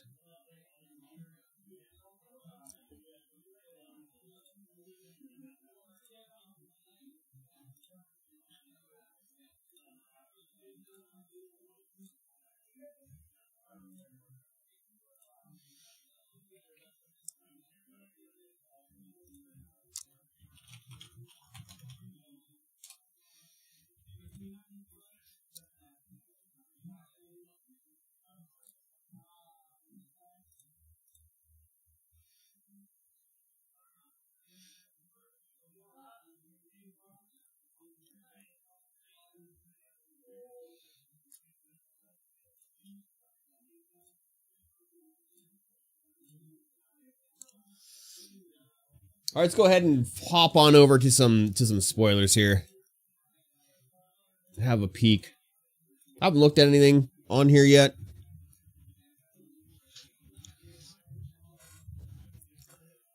Stromkin Blood Thief. At the beginning of your end step, if an opponent lost life this turn, put a +1/+1 counter on target vampire you control. A little spicy vampire action.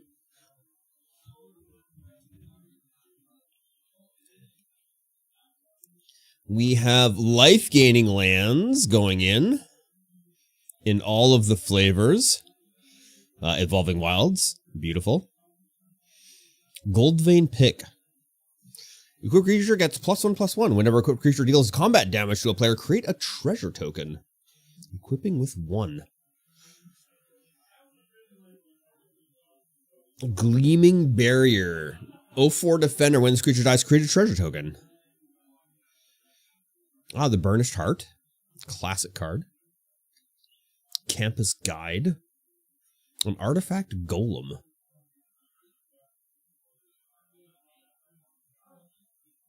Two, 1, whenever this creature enters, you may search your library for a basic land card, reveal it, shuffle it, and put that card on top.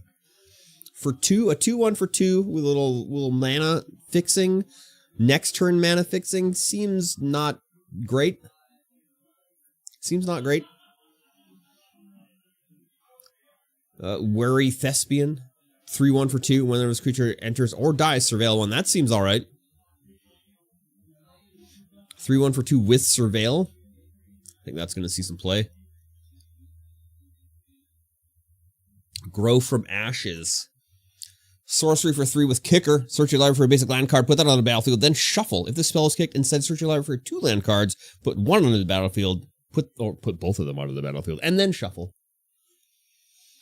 Gnarled Colony with Kicker. Looks like we're seeing some Kicker stuff coming in. If this creature was kicked, it enters with 2+1/+1 counters on it.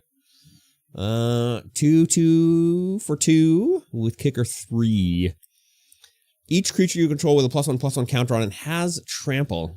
It's not bad. It's not terrible, but it's not extremely good. It's probably going to be pretty good in the limited format. Maybe. I don't know. Garrick's Uprising. Classic card. Whenever this enchantment enters, if you control a creature with power 4 or greater, draw a card. Creatures you control have trample. Whenever a creature you control with power 4 or greater enters, draw a card. Bushwhacked. We saw some Bushwhack being played today. For 1, choose 1, search your library for a basic land card, put it into play, reveal it, put it into your hand, then shuffle. Rather, I can't read. Target creature you control fights target creature you don't control. Is the other selection ability. Thirst of Possibilities. At an additional cost to play this spell, discard a card. Draw 2. Not terrible. Not terrible. Sure Strike. Target creature gains +3/+0 and gains first strike until end of turn for 2. Doesn't seem bad either.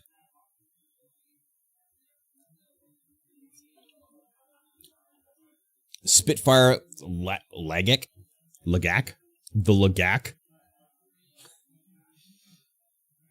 A 3/4 for 4 with landfall. Whenever a land you control enters, this creature deals 1 damage to each opponent.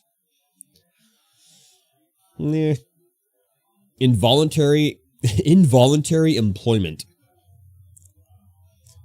Gain control of target creature until end of turn. Untap that creature. It gains haste until end of turn. Create a treasure token. just a good thievery of creatures for 4. Goblin Surprise. I love it. I love the flavor. 3 for 3. Choose 1. Creatures you control gain +2/+0 until end of turn, or create 2 1/1 red goblin creature tokens.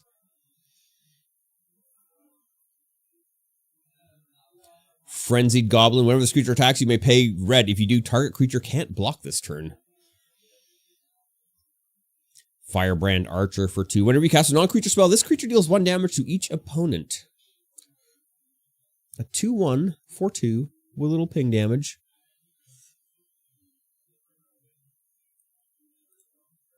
Check the round here. Ian and Brady haven't reported their round. Duckham and Jesse still playing. Looks like it. And there's currently 15 minutes left in the round. Now, Vampire Nighthawk coming back into play. Fanatic Firebrand, 1/1 with haste. Sacrifices your creature, it deals 1 damage to any target. That seems pretty good. Seems pretty good.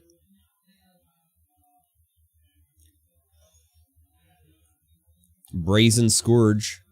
3/3 for 3 with haste. That also seems not bad. Axguard Cavalry for 2. A 2/2 for 2. Target creature gains haste until end of turn. Lots of haste, lots of ping so far in red. Vampire Nighthawk, of course. 2/3 with that touch flying and lifelink. Oh, our first legendary card. Rise of the Dark Realms for 9. Put all creature cards from all graveyards onto the battlefield under your control. For 9. That's a lot. Oh, Baked into a Pie coming back? Burglar Rat? Pilfer. Target creature reveals their hand. You choose a non-land card from it. That player discards that card. Seems like we have a lot of that in standard right now. Macabre Waltz. Return 2 target creature cards from your graveyard to your hand, then discard a card. Fake your own death. Until end of turn, target creature gets +2/+0 and gains when this creature dies, return to the battlefield tapped under its owner's control and create a treasure token. Burglar Rat. When this creature enters, each opponent discards a card. A 1/1 for 2. Bonnie, how's it going today? Run away together in non-Bloomborough format. I don't like it. I don't like it at all. I like the Bloomborough variety better. It's much nicer. This is just... I don't know. Macabre? Is that the word? That's not the word I'm looking for. Ooh, light shell duo with prowess.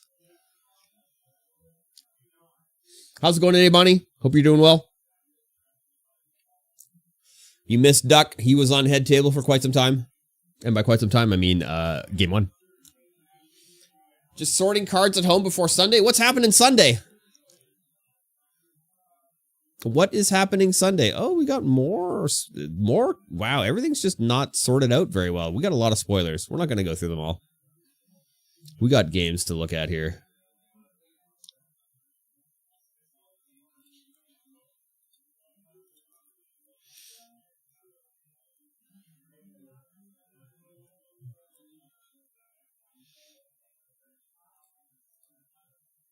Where's it? There it is. I found it. Yeah, things are going well. We have 12 players for standard.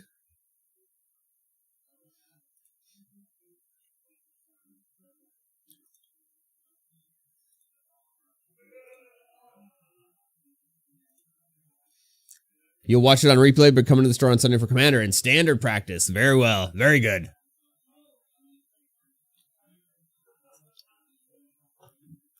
It's Duskmore and open house tomorrow.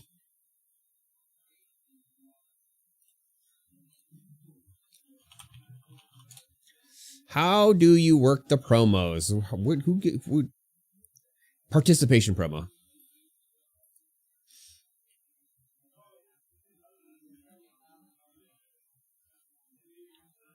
Schedule between November 1st to 3rd? Wow, that's not a lot of days to schedule your open house. Promos while supply lasts. You get a welcome deck sticker sheet. Starter kit gift with purchase. We were not able to get any of the starter kits, unfortunately. It's weird that they are doing Bloomborough starter kits for the Duskmorn House of Horrors open haunted house. Kind of strange to me.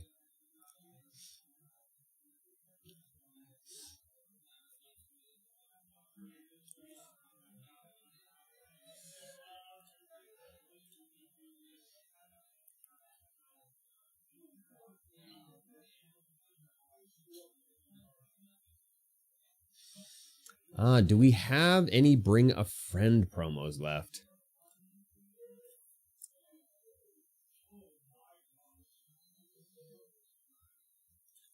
Cultivate is the Bring a Friend promo.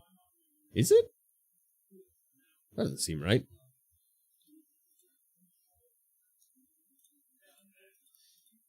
I don't think we got very many Bring a Friend promos.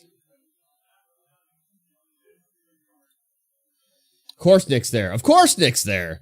You don't have the money for Duskmorn and you don't qualify for the New to Magic. It's an open house. You don't need to qualify for New to Magic. You still get the promo. Knight's Whisper.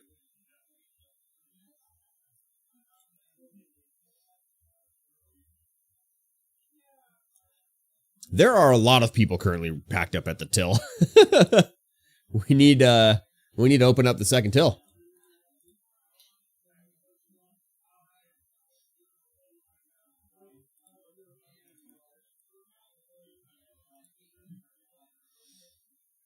You are still able to participate in the open house. The 60 card deck? No, the promo card. Knight's Whisper.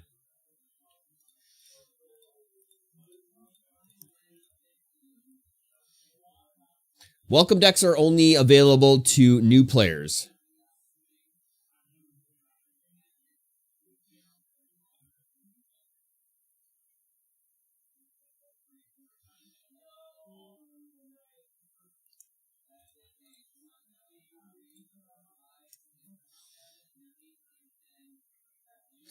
I am going to yell at Ian and or Brady for them to report. I will be back.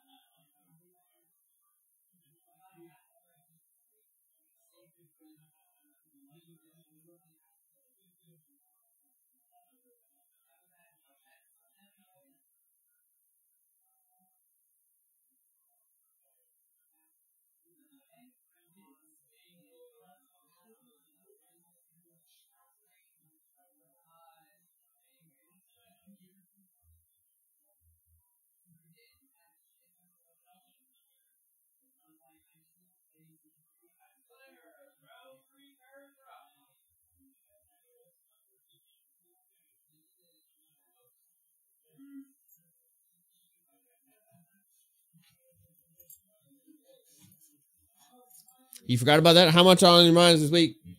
With how much on your mind? Yeah, weeks get busy.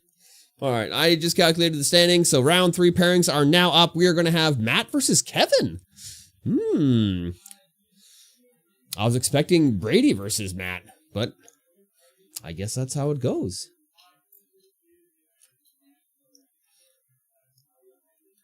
Looks like Matt is going to take seat 1. And Kevin at seat 2. Kevin is playing no playmat tonight. Not entirely sure what Kevin is playing either.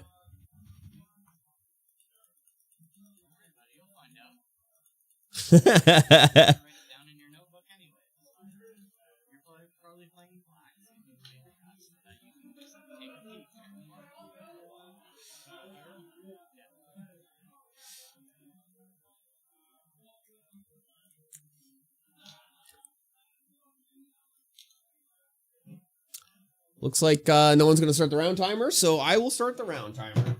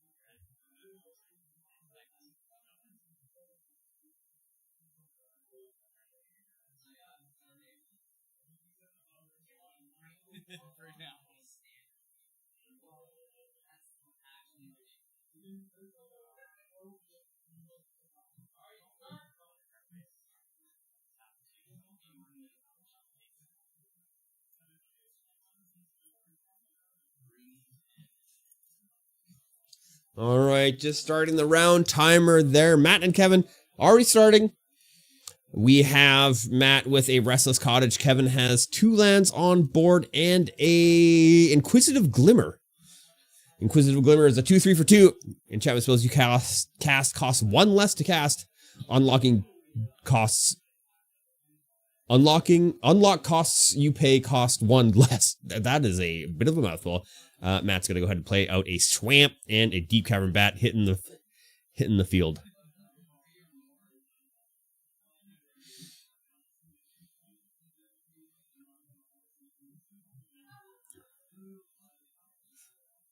Yeah, Perky is in the store quite often.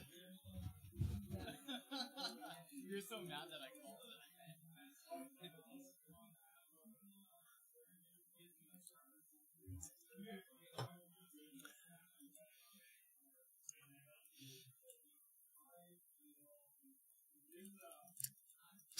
it. Matt is going to go ahead and write down Kevin's cards.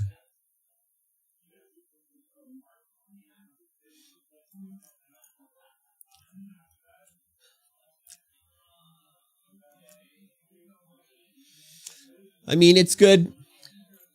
It's good practice. He is going to the regional championship in November. Well, in a couple days, actually. Maybe a couple weeks. I'm not entirely sure when the regional championship. Heading to Calgary for Pioneer.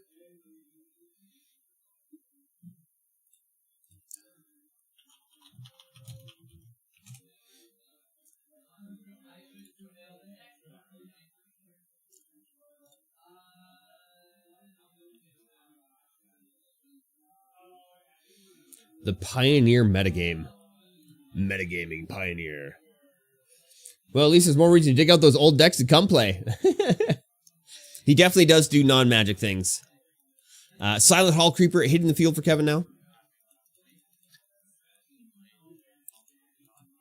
Tapping 1 white, losing 1 life.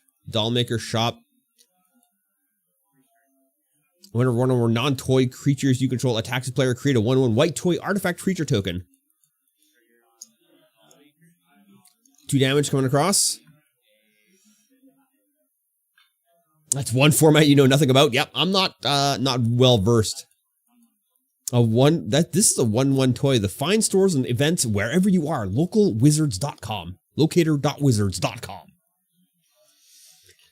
Passing the turn back to Matt. Matt's going to go ahead and play down a absolutely wonderful forest. Tapping for 2. Playing out the Innkeeper's Talent. Leveling up once with that freshly played forest. And is going to put a +1/+1 counter on the Deep Cavern Bat. Coming across for 2 now. I missed a couple triggers there.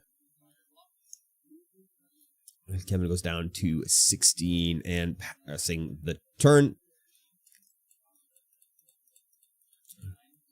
1 plains, a mousy plains, a snowy mousy plains. It's snowy. It's not snow covered, but it looks snowy. Banishing Light enters, exile target non-land permanent and opponent controls until Banishing Light leaves the battlefield. And leveling up, paying the ward cost.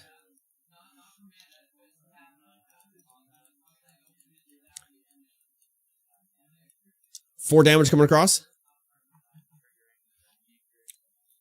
And Dollmaker's Shop coming in, making another 1/1 toy.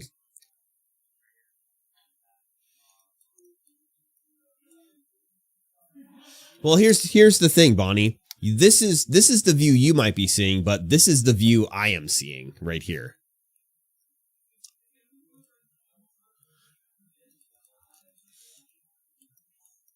Matt plays down a Llanowar Wastes.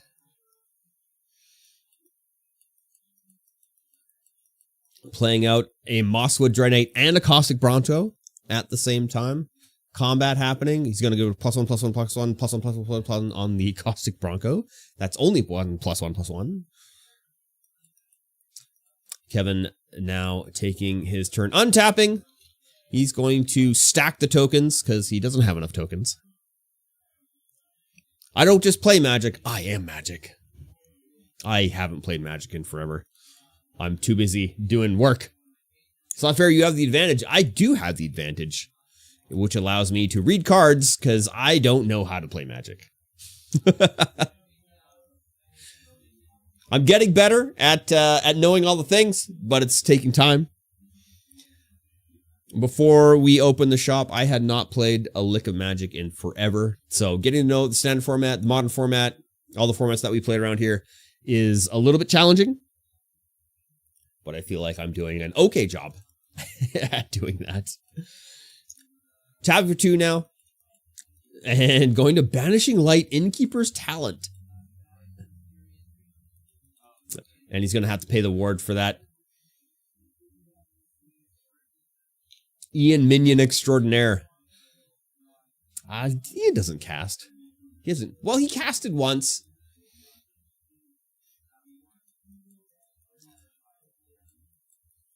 Ossification. Dread Knight. Binary Geek. Welcome in.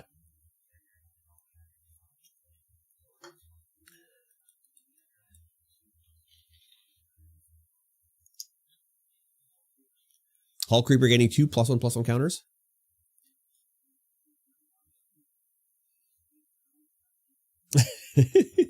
I'm not entirely sure.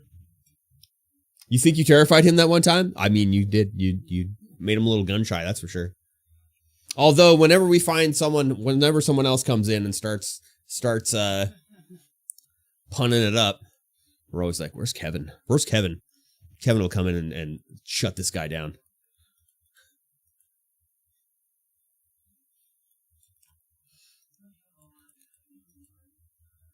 All right, Fable Pass is hitting the field and getting cracked instantly for another swamp, I believe.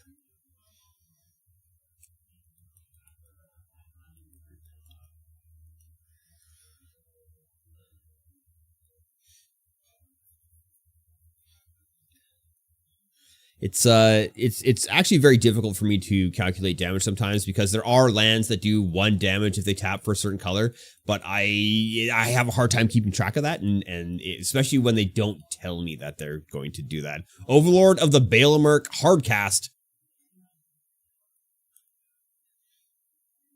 When Overlord of the Balamerk enters or attacks, mill 4 cards, and you may return a card milled this way to your hand. Milled 4. Was a Restless Cottage, a Blooming Marsh, a Cut Down, and a Shieldred. That Shieldred going straight into his hand for next turn to cast out.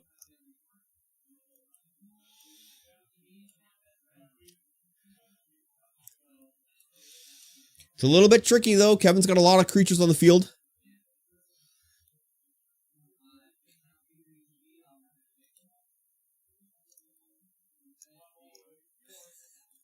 Almost tried to untap the Dollmaker Shop, but, you know, it's a sideways card. Island coming into play. What a nice island. I love these lands. Both doors are now open. Creatures you control have power toughness based upon...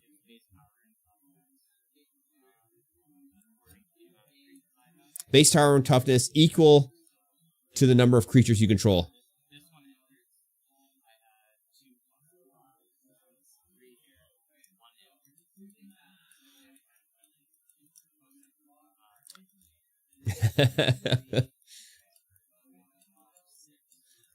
So all of his creatures are currently 6/6s. Except for the shell. the silent Hell Creeper is an 8/8 unblockable. So Matt's gonna go ahead and scoop here, going to game 2.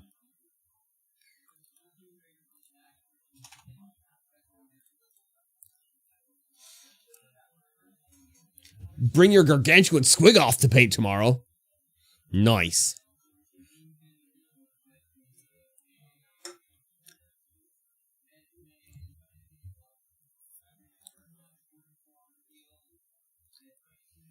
We get a lot of orders in for Warhammer. I'm gonna start contacting people.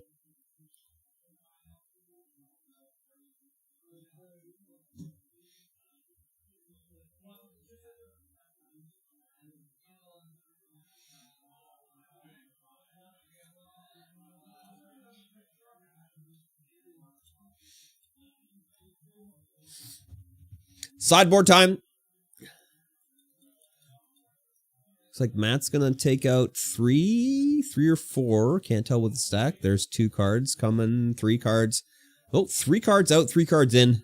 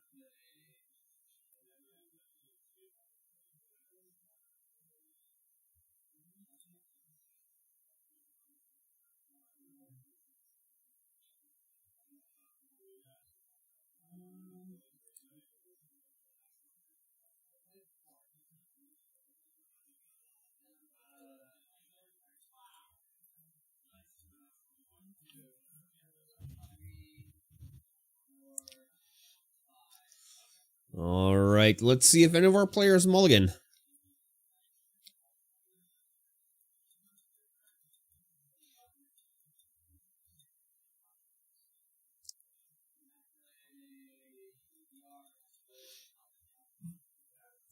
They're talking about standard being a lot of aggro, and it's true. There is a lot of aggro. We have one new player coming into standard. Bought out all of our slick shots, all of our heartfires. Just bought them up. One plane's coming to the field for Kevin, and one swamp for Matt. Matt's going to play Forest Tap for 2. Going to play out a Overlord of the Balemerk with impending counters. 4 impending counters on. Milling 4. Bronco and a Glissa. I think the Glissa goes to the hand. Yep, sure does. Everything else goes in the bin.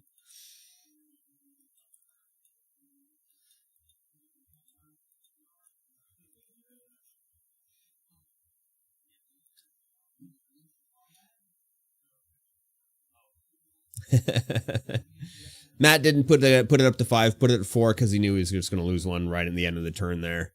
Lose a counter. Island in play. Tap for 2. Playing out a Gremlin Tamer. Whenever enchantment or a room enters or a room unlocks, create a 1/1 red Gremlin creature token. Matt's going to play out a second swamp. And is going to play that Glissa out. Balemerk goes down by 1 at the end step. 3 counters.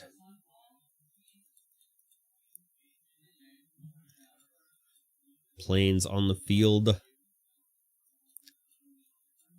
Sheltered by Ghosts coming in.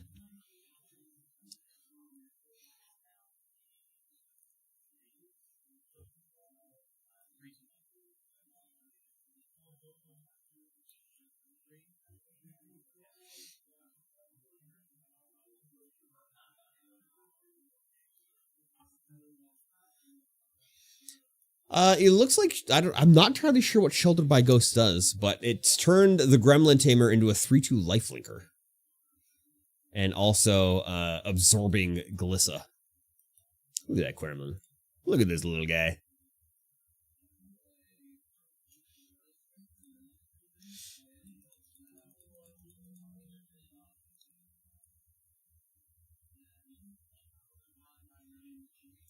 Decisions now. Not entirely sure what Matt has in his hand. He plays way too vertically for me to see anything. For anyone to see anything. I see a cut down. But that's all I can see.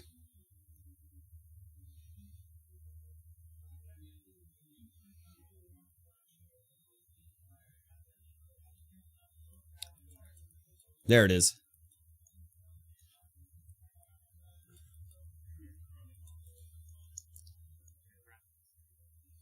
Oh, Shard Mage's Rescue flashing in and trying to treat control. Have hexproof until the end of turn.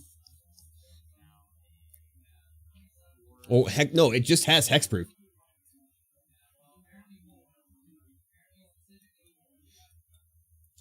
creating another token with that enchantment coming into play. It is now a something. It's such a mess. Enduring Innocence coming into play. 2/1 lifelink, which is an enchantment creature, which means it gets to make another gremlin. Whenever one or more other creatures you control with power 2 or less enter, draw a card. This ability triggers only once per turn.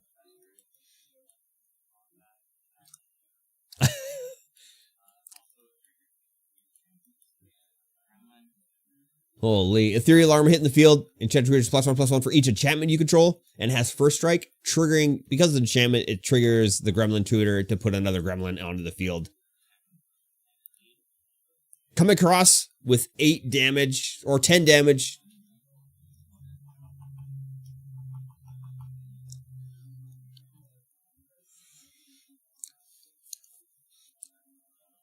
I could be wrong with the damage right now. But I believe Kevin is at 28 and Matt is at 7.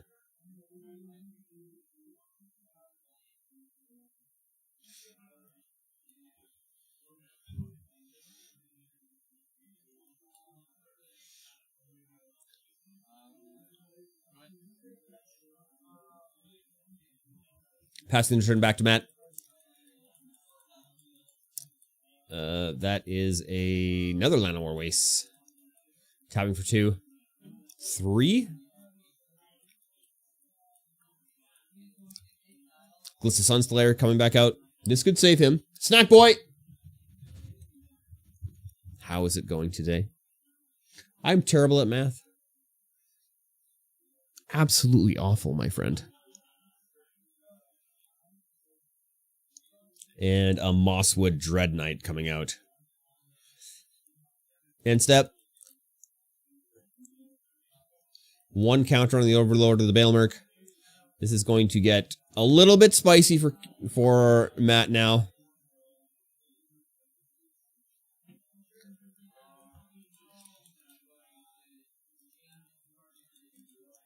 Island for the turn.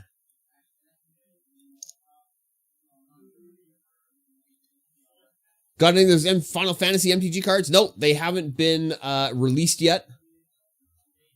Oh, cheers. You're bad at math? Don't worry. Yes. You're doing good? Glad to hear it. You bought a lot of Halloween candy? So did we. It's Marvel coming out next, and then Final Fantasy will be in a while.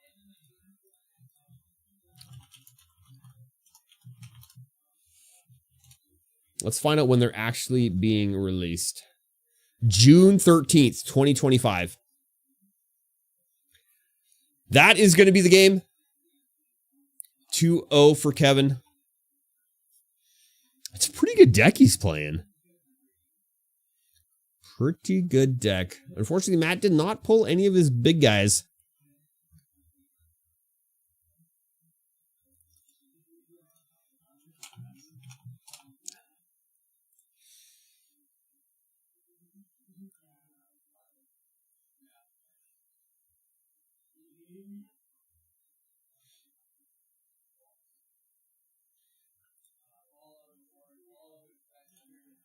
Heck yeah, candy is the best. She-Hulk card? Is She-Hulk getting a card? I didn't look at the and those the Marvel ones are Secret Lair. So they're going to be 75 just to get the set.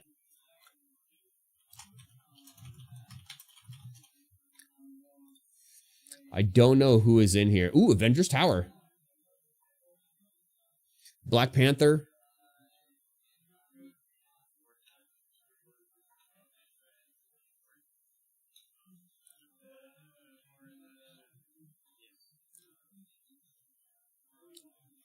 There's a Captain America Secret Lair, an Iron Man Secret Lair. Oh my God, the Sol Ring.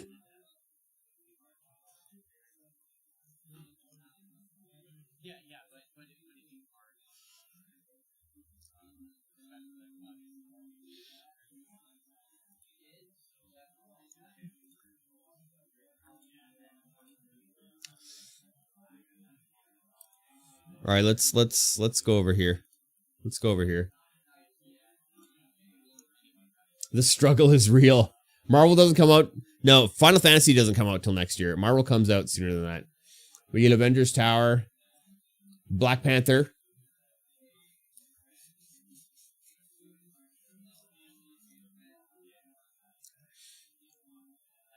We got Captain America as well. The Shield of War and Peace. Makes sense. Makes sense.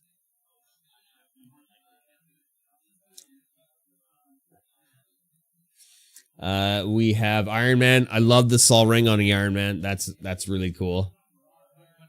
Ooh, Galvanic Blast.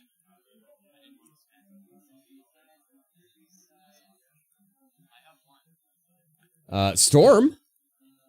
Cool. Lightning Bolt. Hell yeah. Ice Storm. Destroy target land. Amazing. We have Wolverine. Man, there's a lot. There's a lot of Marvel cards coming out. I didn't know it was going to be this many drops. Oh, that's it. No She-Hulk. Pretty cool, though.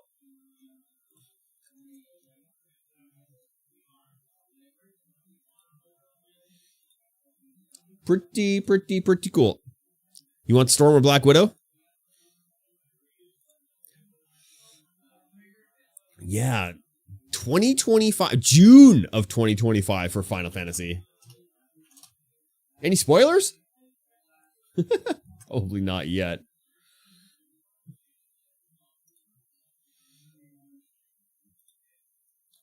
Everyone's going to be collecting Moogles.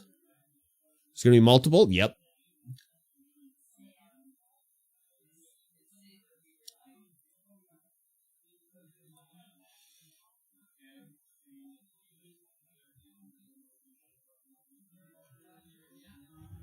Who's excited for Aether Drift? What a strange set. Turbocharge your Magic collection with new high-octane mechanics and abilities. Chase the grand prize with never-before-seen cards, card treatments, and foils. Never-before-seen card treatments and foils. What does that mean? That's what I want to know.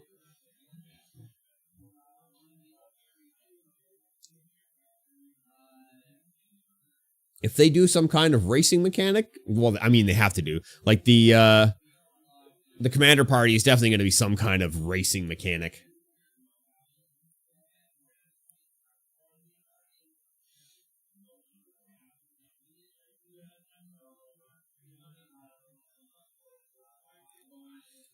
Bright Glass Gear Hulk. 2 green, 2 white, 4/4, first strike trample. Whenever this creature enters, you may search your library for up to 2 artifact, creatures, and or enchantment cards with mana value 1 or less. Reveal them, put them into your hand, then shuffle.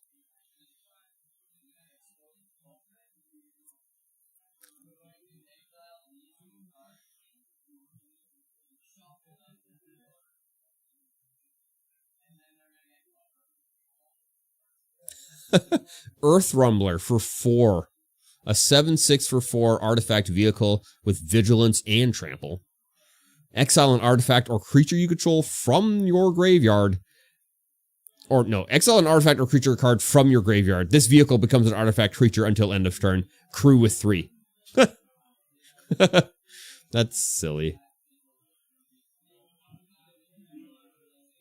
That's very silly.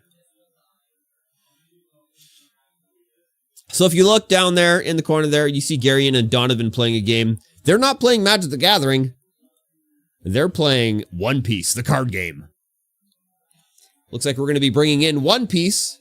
So if anyone is interested in playing One Piece at the Game Hub, it's going to be a thing. That is going to happen. And we're doing it because apparently it's a good game. And we want to have Donovan back in the store playing games.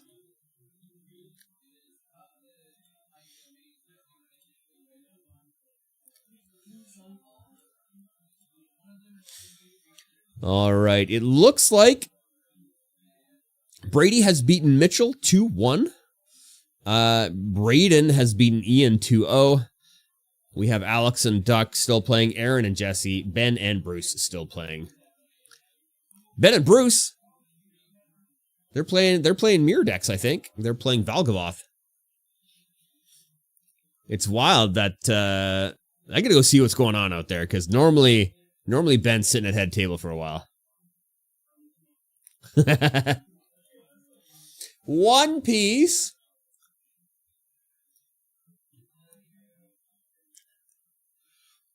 Curb, have you watched the live action One Piece yet?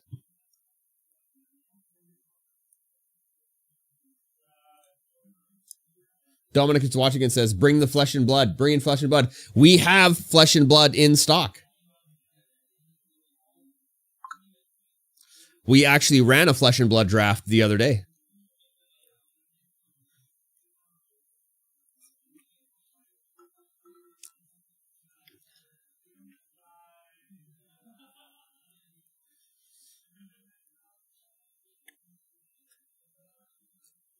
It's probably the best live action to date. I'm gonna say yeah. I'm gonna say yeah. It was very, very anime while also being good. Oh, he means nice to play regularly. Yes. We do plan. Did I see Arcane is done? What do you mean done? Like it's coming out when it should be this month?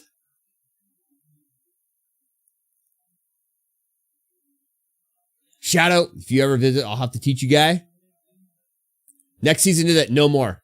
Yes, I saw that. A little bit disappointed. But I mean, end on a high, right? That's how you're supposed to do it. That's how. Dom? Heck yeah.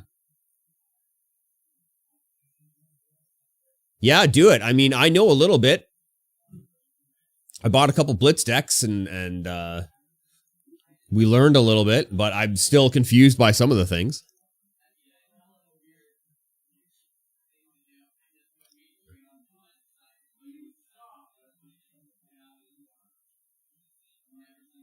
Dominic, did you draft when we did the draft?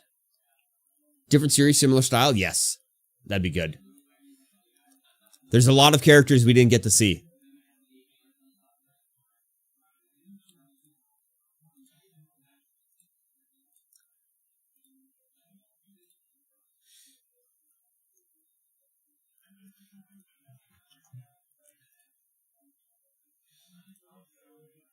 Guys, make sure you go over to the TRU gaming community.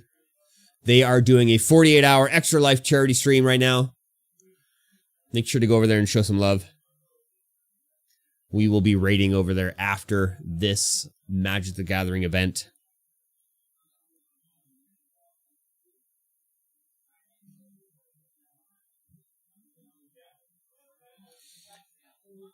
Dom tried to teach you, but it's way too technical for you. You stuck with Magic. It can be at first, but it's definitely fun to get to play. Oh yeah, Dom is Connecticut. Oh yeah, that's right. What? Streamlabs, why are you now making noise? Like, we've been live for 2 hours, 3 hours. Streamlabs haven't done a thing. All of a sudden, it's just like, hey, I'm Streamlabs. I don't know how the timers work in Streamlabs, man.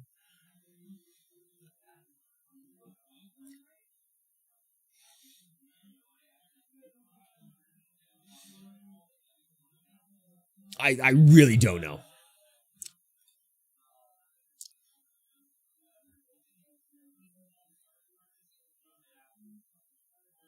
They don't. They sure don't.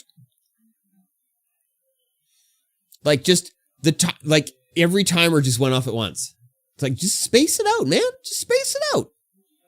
You don't need to say everything at once after 3 hours of being live. It's, you know. Well, 2.5. Never mind. Is it a 2.5 hour timer I've got it on?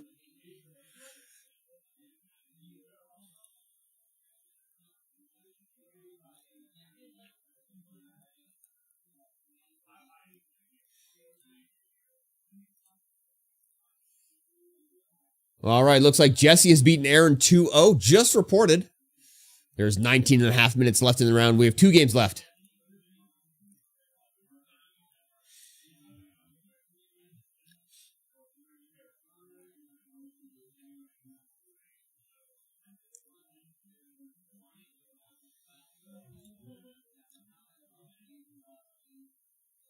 Alex, I wonder what Alex is playing. Alex is playing Duck right now. So I wonder what deck he's playing.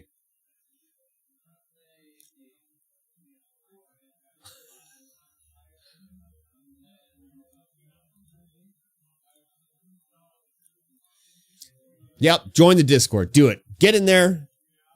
Join the conversations. Find like-minded people because it is a hub, a game hub, a hub for all things gaming. Trying to work on more video game stuff.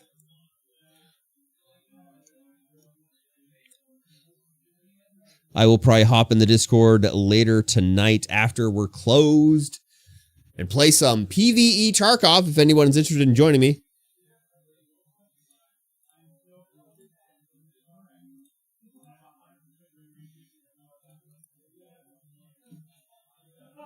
Of course, depending on what time we actually close tonight. We are open until 11 p.m., but you know, if people are still here, so are we. We don't like to shut anyone down on a Saturday, Friday night, especially when I don't have to work in the morning. Whew! What a beauty. What a beauty.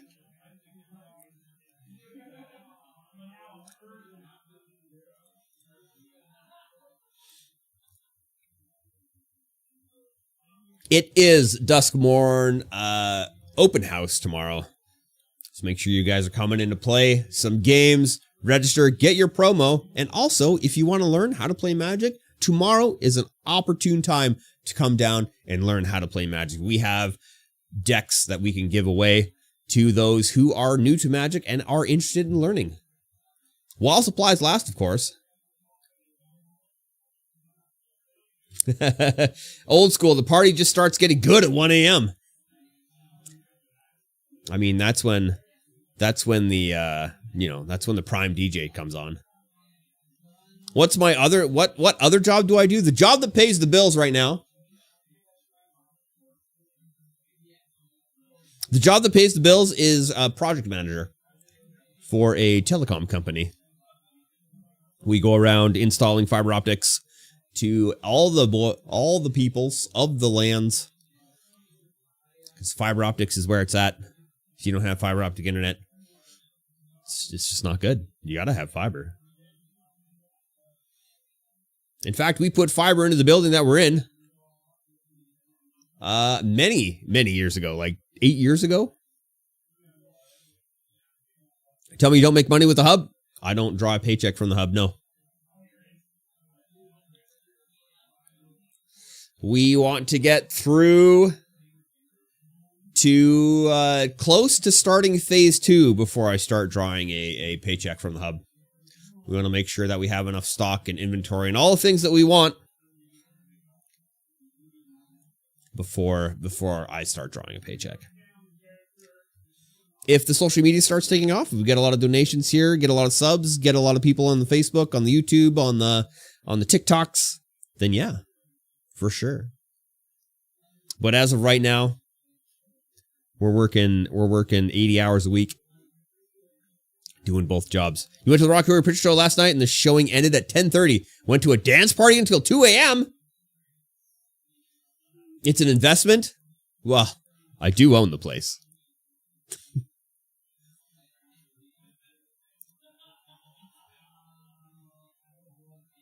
You left before then? You left before 2? Where was the dance party? An all-night rave party? Wow.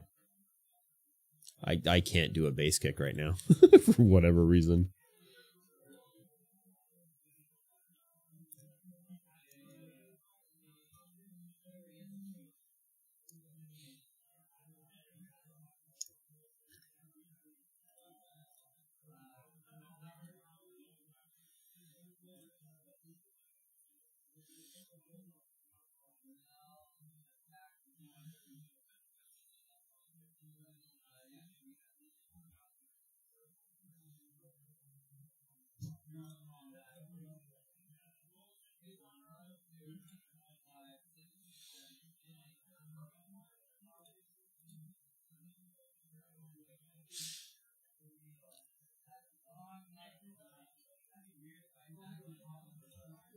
Let's switch over. Let's switch over and watch TRU do the thing.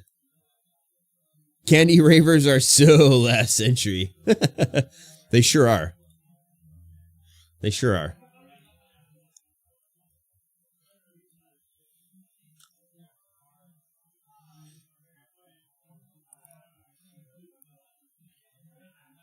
Monty Mole wins the game. What? The shake and the candy game? What kind of game is this?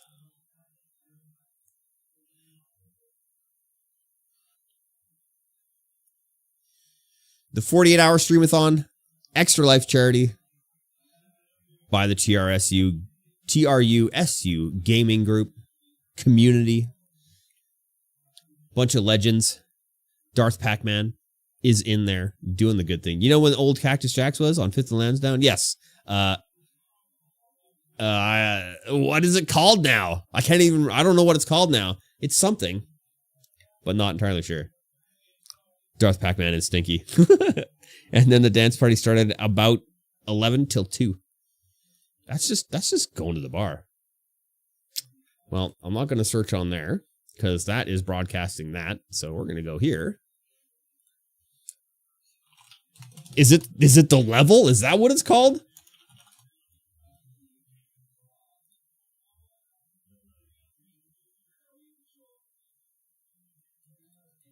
I gotta look on the map.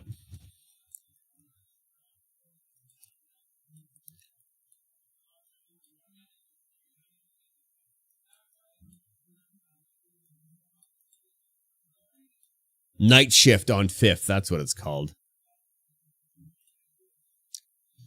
Yeah, you got it. You posted a video on your Facebook from last night? All right, I'm going to your Facebook. I'm doing it.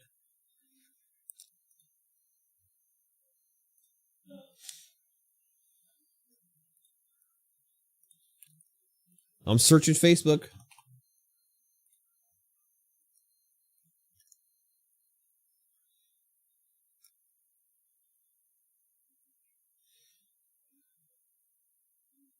Oh, yeah, I watched that. All right, I watched that.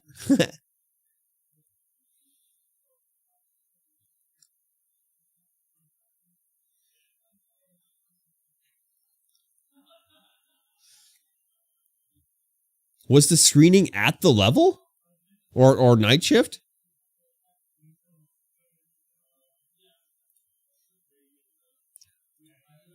Front row of the show and the drag performance.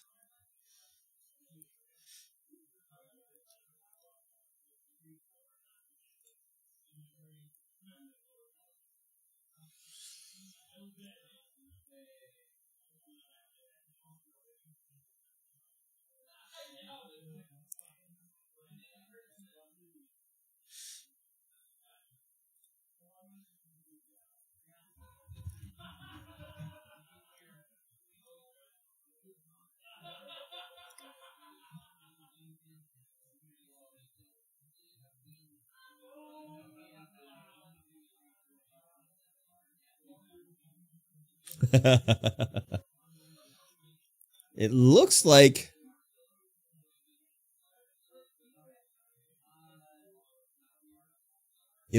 Ben and Jesse, Ben and Bruce are done? Maybe? I can't tell.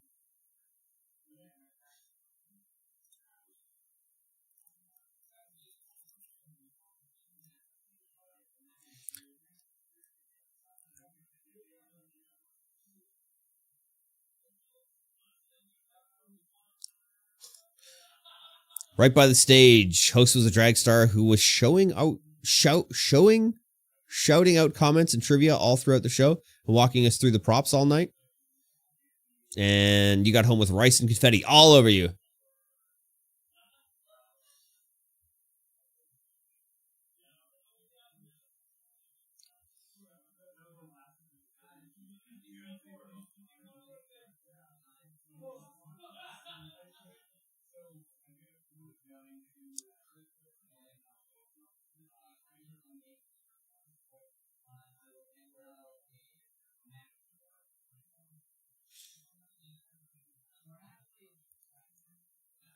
All right, I'm going to get up and walk around a little bit while you guys watch the TRU gaming community.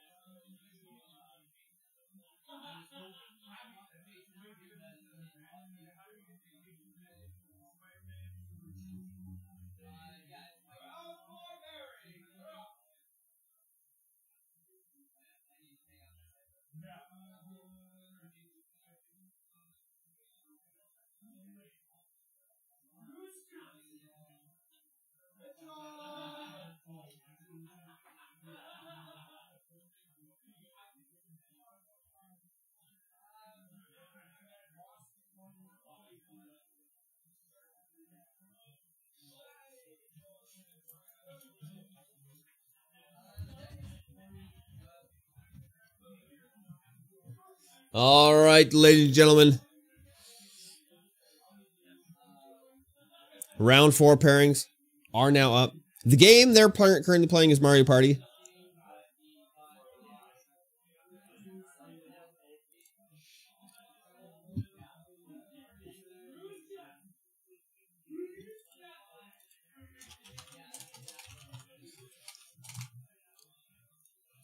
Kevin versus Brady at head table. For round 4, the last round of the match. Of the event, rather. Kevin versus Brady at head table. Second table, we have Matt versus Alex, and then Braden versus Mitchell, Aaron versus Ian, Ben versus Duck, and Jesse versus Bruce. Oh, Bruce is 0-3. 0-3 today with Valgavoth Reanimator. And Ben's not doing much better either. They must have been having some terrible games today. Because last FNM, it was both them at head table the entire day.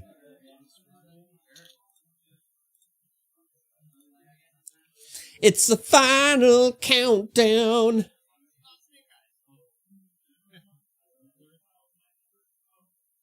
You can feel me shaking my head from there. What was I shaking my head about? Who knows?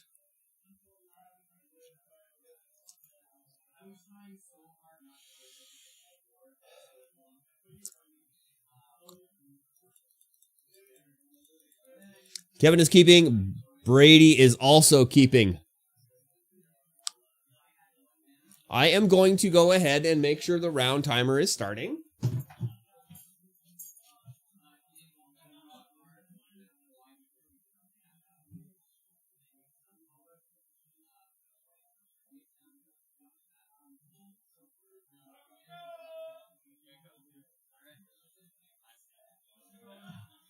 All right, round timer has started. Oh, God, let me sit back down.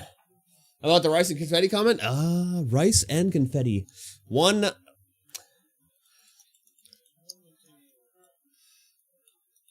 Inquisitive Glimmer hitting the field now for Kevin. Brady playing out a Fountain Port and a Mosswood Dread Knight. Classic turn 2 play for Brady. One dice hitting the floor. You can hear it across the room. 3 land in play for Kevin now. Is going to go ahead and play out a... Oh. I don't... Silent Hall Creeper. Tapping for 1 again. And the Doll Maker Shop. Double Doll Makers. Disgusting. Disgusting. This game is over.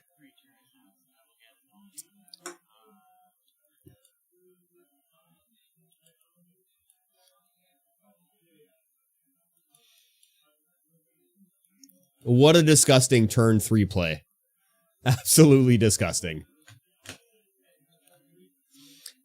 3 damage coming across from the Mosswood. Brady has 3 lands as well, I think, in play. Yes, 3 lands in play. He's going to pass the turn.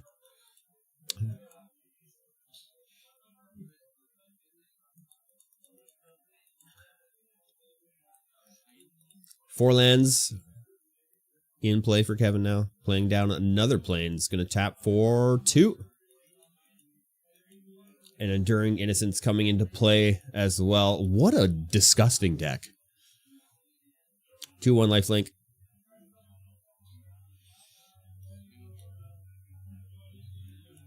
Three damage coming across.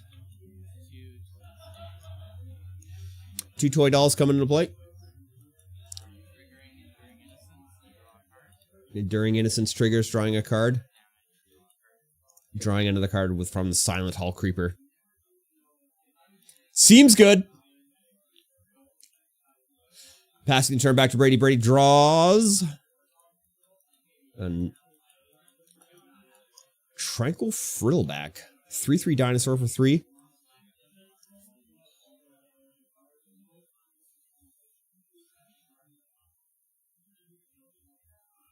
Whenever it enters, you may pay forest or green up to 3 times and do one of the things.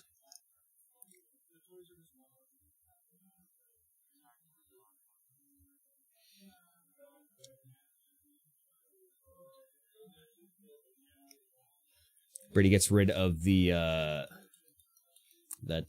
glimmer with the bristleback or the frillback, as you are able to destroy target artifact or enchantment, exile target player's graveyard, or gain 4 life. No, trying to make the runes a little bit more.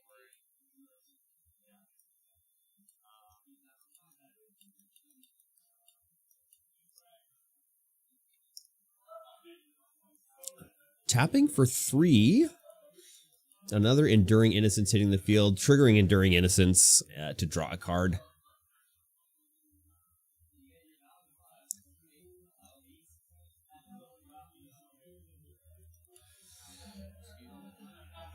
Tapping for 2. Sheltered by Ghost, targeting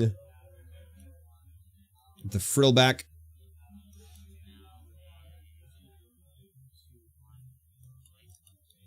Silent Hall Creeper is now a 2/1 lifelinker with Ward 2.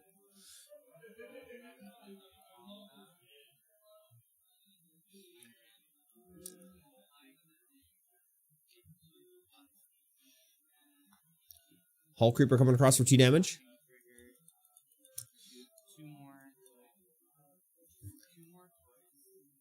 Attack, of course, triggering 2 more toys with the Dollmaker Shop. Triggering the Enduring Innocence, drawing a card.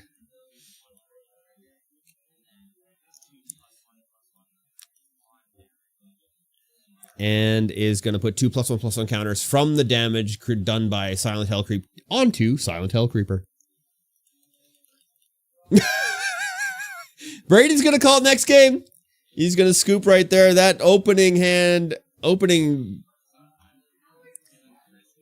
from Kevin is just way too much. Way too much. We're going to go to game 2.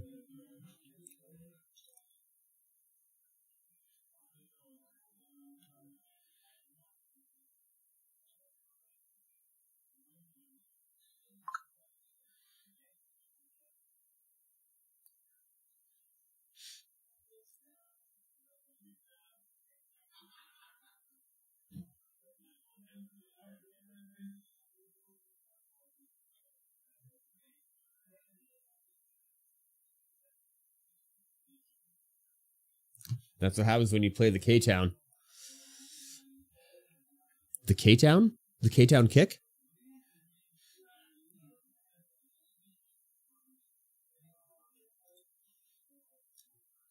Unfortunately, K-Town is not Kamloops. So sad.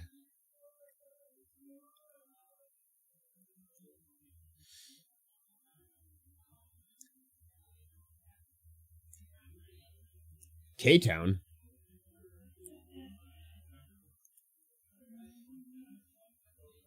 K-Town is Kelowna.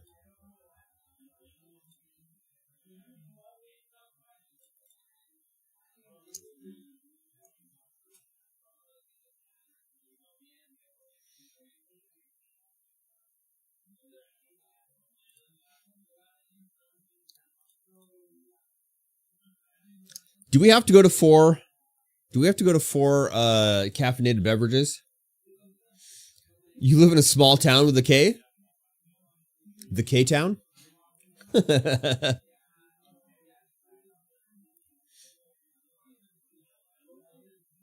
I have no idea where you live. All I know is you're east. Way east. The eastest of all the easts. Colton! How's it going today?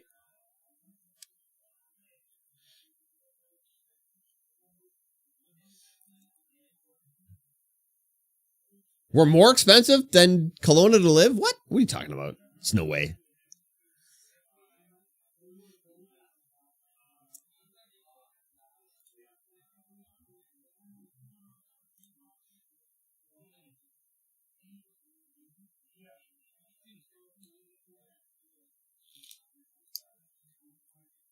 How are the games tonight? The games tonight have been pretty good.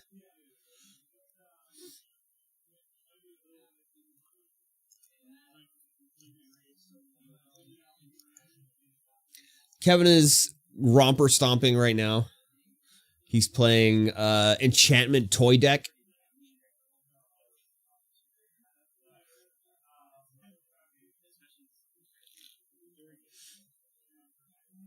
It looks like a really fun deck. Lots of different budget decks being played. Ducks deck is really cool.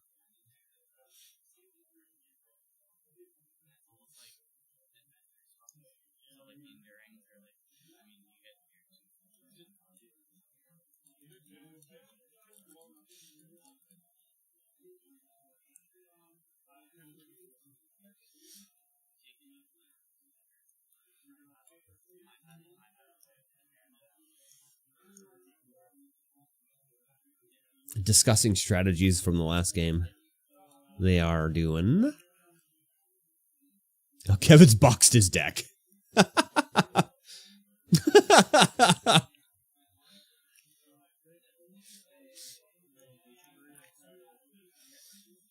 Normally, we would make him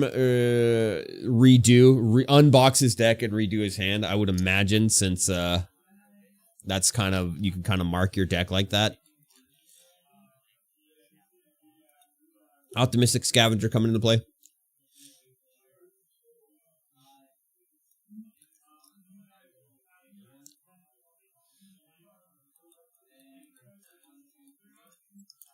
Two lands apiece now. Inquisitive Glimmer into field, triggering Eerie. 2/2 coming across the board. Brady's going to take 2.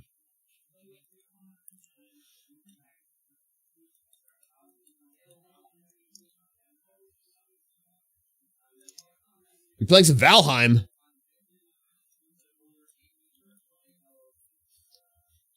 I have not played a lot of Valheim. I played maybe a couple hours. I think it was gifted to me at one point. Maybe I bought it. I don't know. Steam sale? You know how they go. You just buy things. For 3. Choco Miasma, giving everything -2/-2.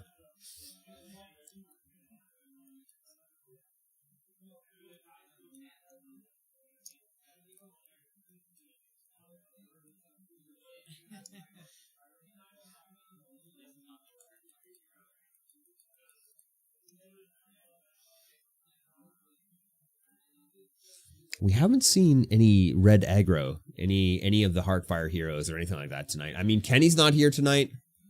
Ooh, Valgavoth's Bear coming into play. Valheim is a 1,400 hours in Valheim. It is a Souls-like survival builder crafter. Survival crafter. Is that a good description?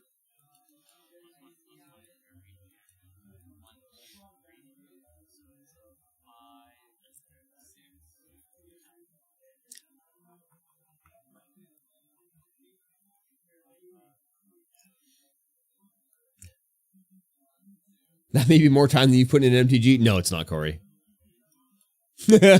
Not even close, bud. Nice try, though. Action RPG, basically? Yes. Ooh, Frillback coming in, destroying the Glimmer.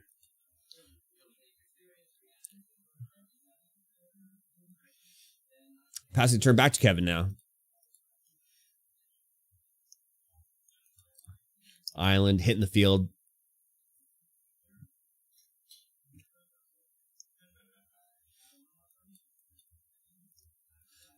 You on baby duty tonight or what? Where are you? You're not here playing, that's for sure. And you didn't do Halloween with us yesterday? You play it with one of the employees? Dangerous. Don't make your employees friends. It's harder to fire them. Home duty. Arc Fiend of the Dross now in play. Brady. Ooh, how is this going to work?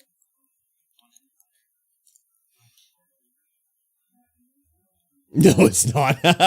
Silent Hall Creeper hitting the field on Kevin's side. Building stuff around the house.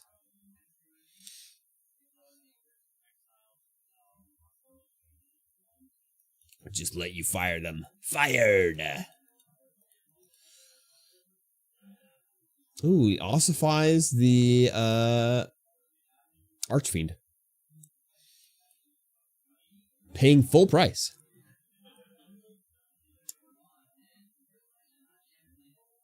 I think I will have to have another caffeine tonight. It is only 9:24. And I imagine I will let Garion go home early tonight so that he can get some rest. And I'll burn the midnight oil. That's okay, because it's Friday. Decisions. 5 land on the field. On both, no, just Brady's side. Kevin still has that to put down his 5th land.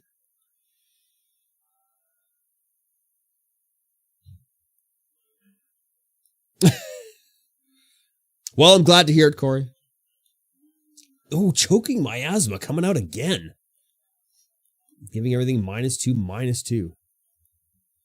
Clearing the board. And now Kevin will draw for his turn. 5th land on field and passing the turn. And Terra Sunder hitting.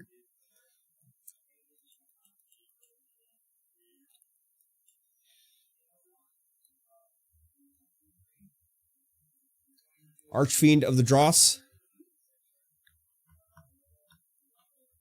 Back into play on Brady's side after he destroyed that ossification. And Kevin is going to take 6. 3 counters on Archfiend. Another Archfiend hitting the field. Brady thinks he's got it. I don't know how. Oh, there it is. There it is. There's the scoop from Kevin. And we will go to game 3. That was probably some good sideboard tech from Brady.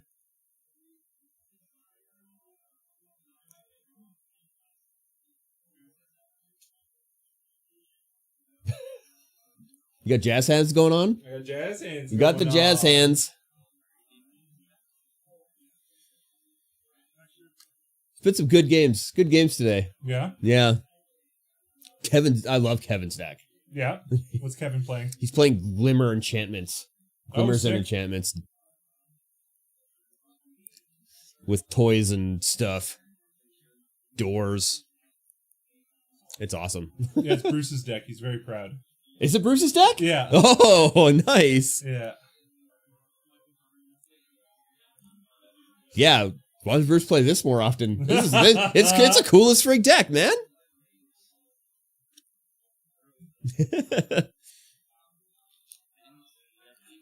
And Duckham's first game, definitely on the head tail, is definitely one to go back and watch. You are hearing Garion. Bye, snack boy. My favorite VIP.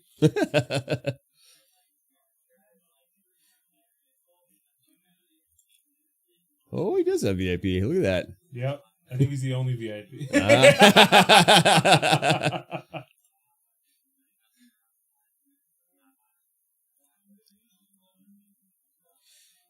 Yeah, I think he might be as well. Streamlabs didn't say anything until 2.5 hours into the stream. And now it's just spewing out everything all the time. Good job. Good job, bot. Hello, Bonnie.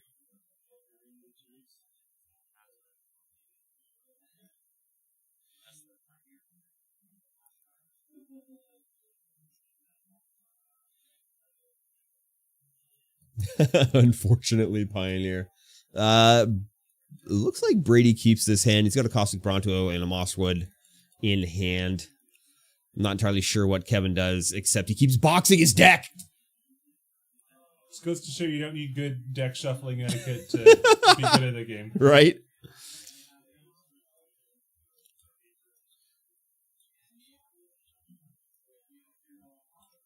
This looks like a keep. That's a very good hand. Yeah. Little ethereal armor, little sheltered by ghosts, little unblockable silent hall creeper. We take this archive coming into play. And he is going to surveil one. Bidding the card that he drew. Not entirely sure what it was. But we have an underground mortuary coming into play for Brady. And he's going to bin his Mosswood Dread Knight. Of course you bin the Mosswood Dread Knight. Because that's how you get it back. You throw it away to make sure you keep Yeah. it. Well, full art Silent Hall Creeper. Coming in for Kevin now. Pretty cool card. Pretty cool art on that card. And there's the Caustic Bronco for Brady.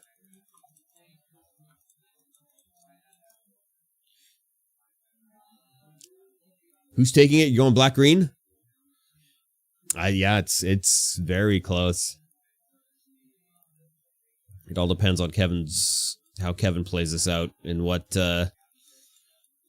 Brady has in his hand. Scavenger.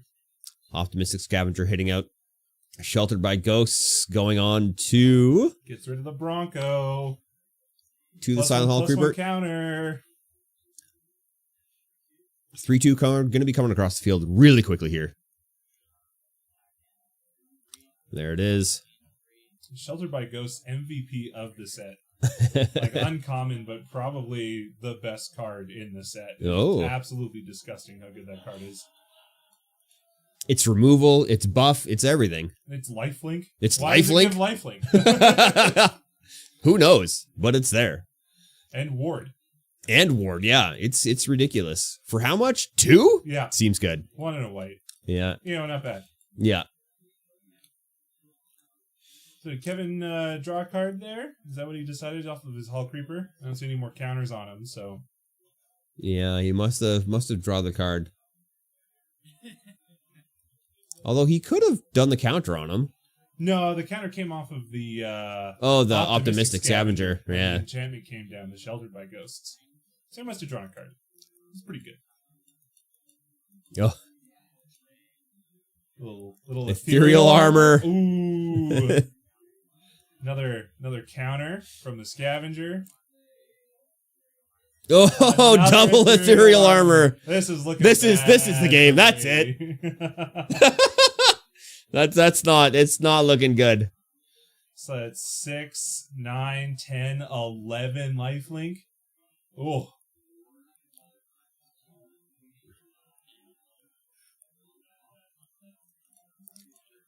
$13, $12. 13.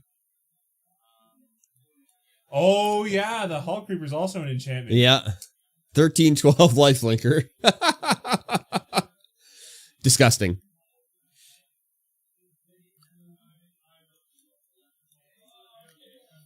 He's tapped out, Kevin. Just turn it sideways. Turn both of them sideways. Just turn them sideways. Get that little Scavenger in there too. Why not? One damage is one damage. Well, 1 damage matter, Yeah, it sure does. especially when you're putting your opponent down to 2.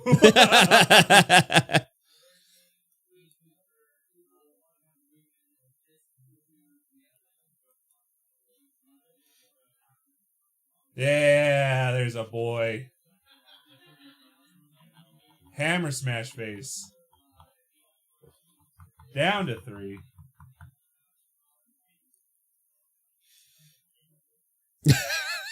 Down to 2. Oh, down to 2. Yeah, he went in with the Optimistic Scavenger Yeah. as well there. That's it. That's the game. That was wild. That was a wild game. Ethereal armor just comes out of nowhere, right?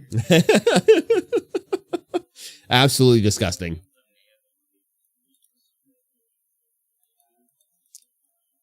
Absolutely disgusting. Was that a 2-0 or a 2-1 for Kevin? 2-1. 2-1. 2-1 for just Kev. crushing it. Absolutely. Feels good. Feels good when you make a deck and someone else takes it to the home plate, right? You feel good. Yeah, for sure. That deck works very well.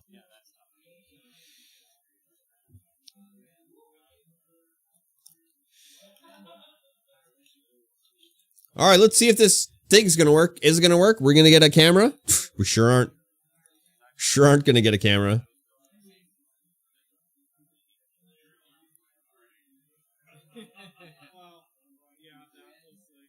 Yeah, that's not going to work at all.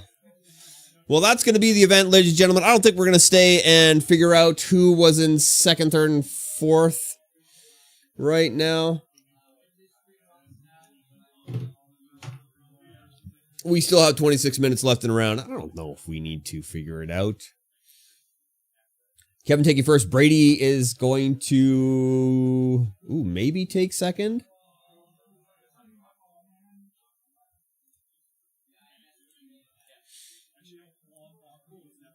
Oh yeah, Brady's taking second, no doubt. His percentages are better.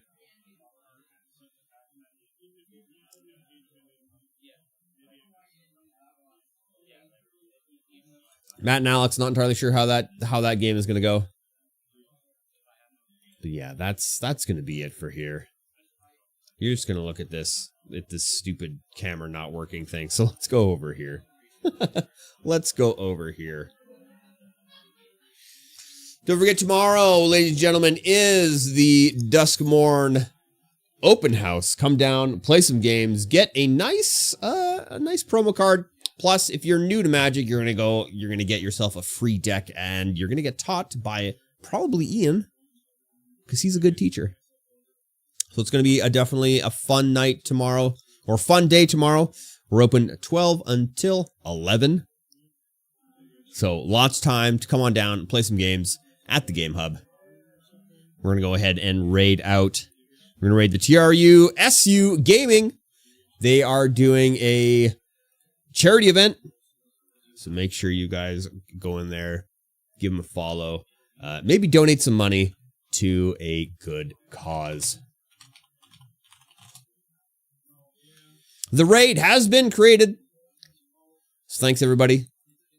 We'll see you guys again Thursday for Modern, but then it's pre-release time.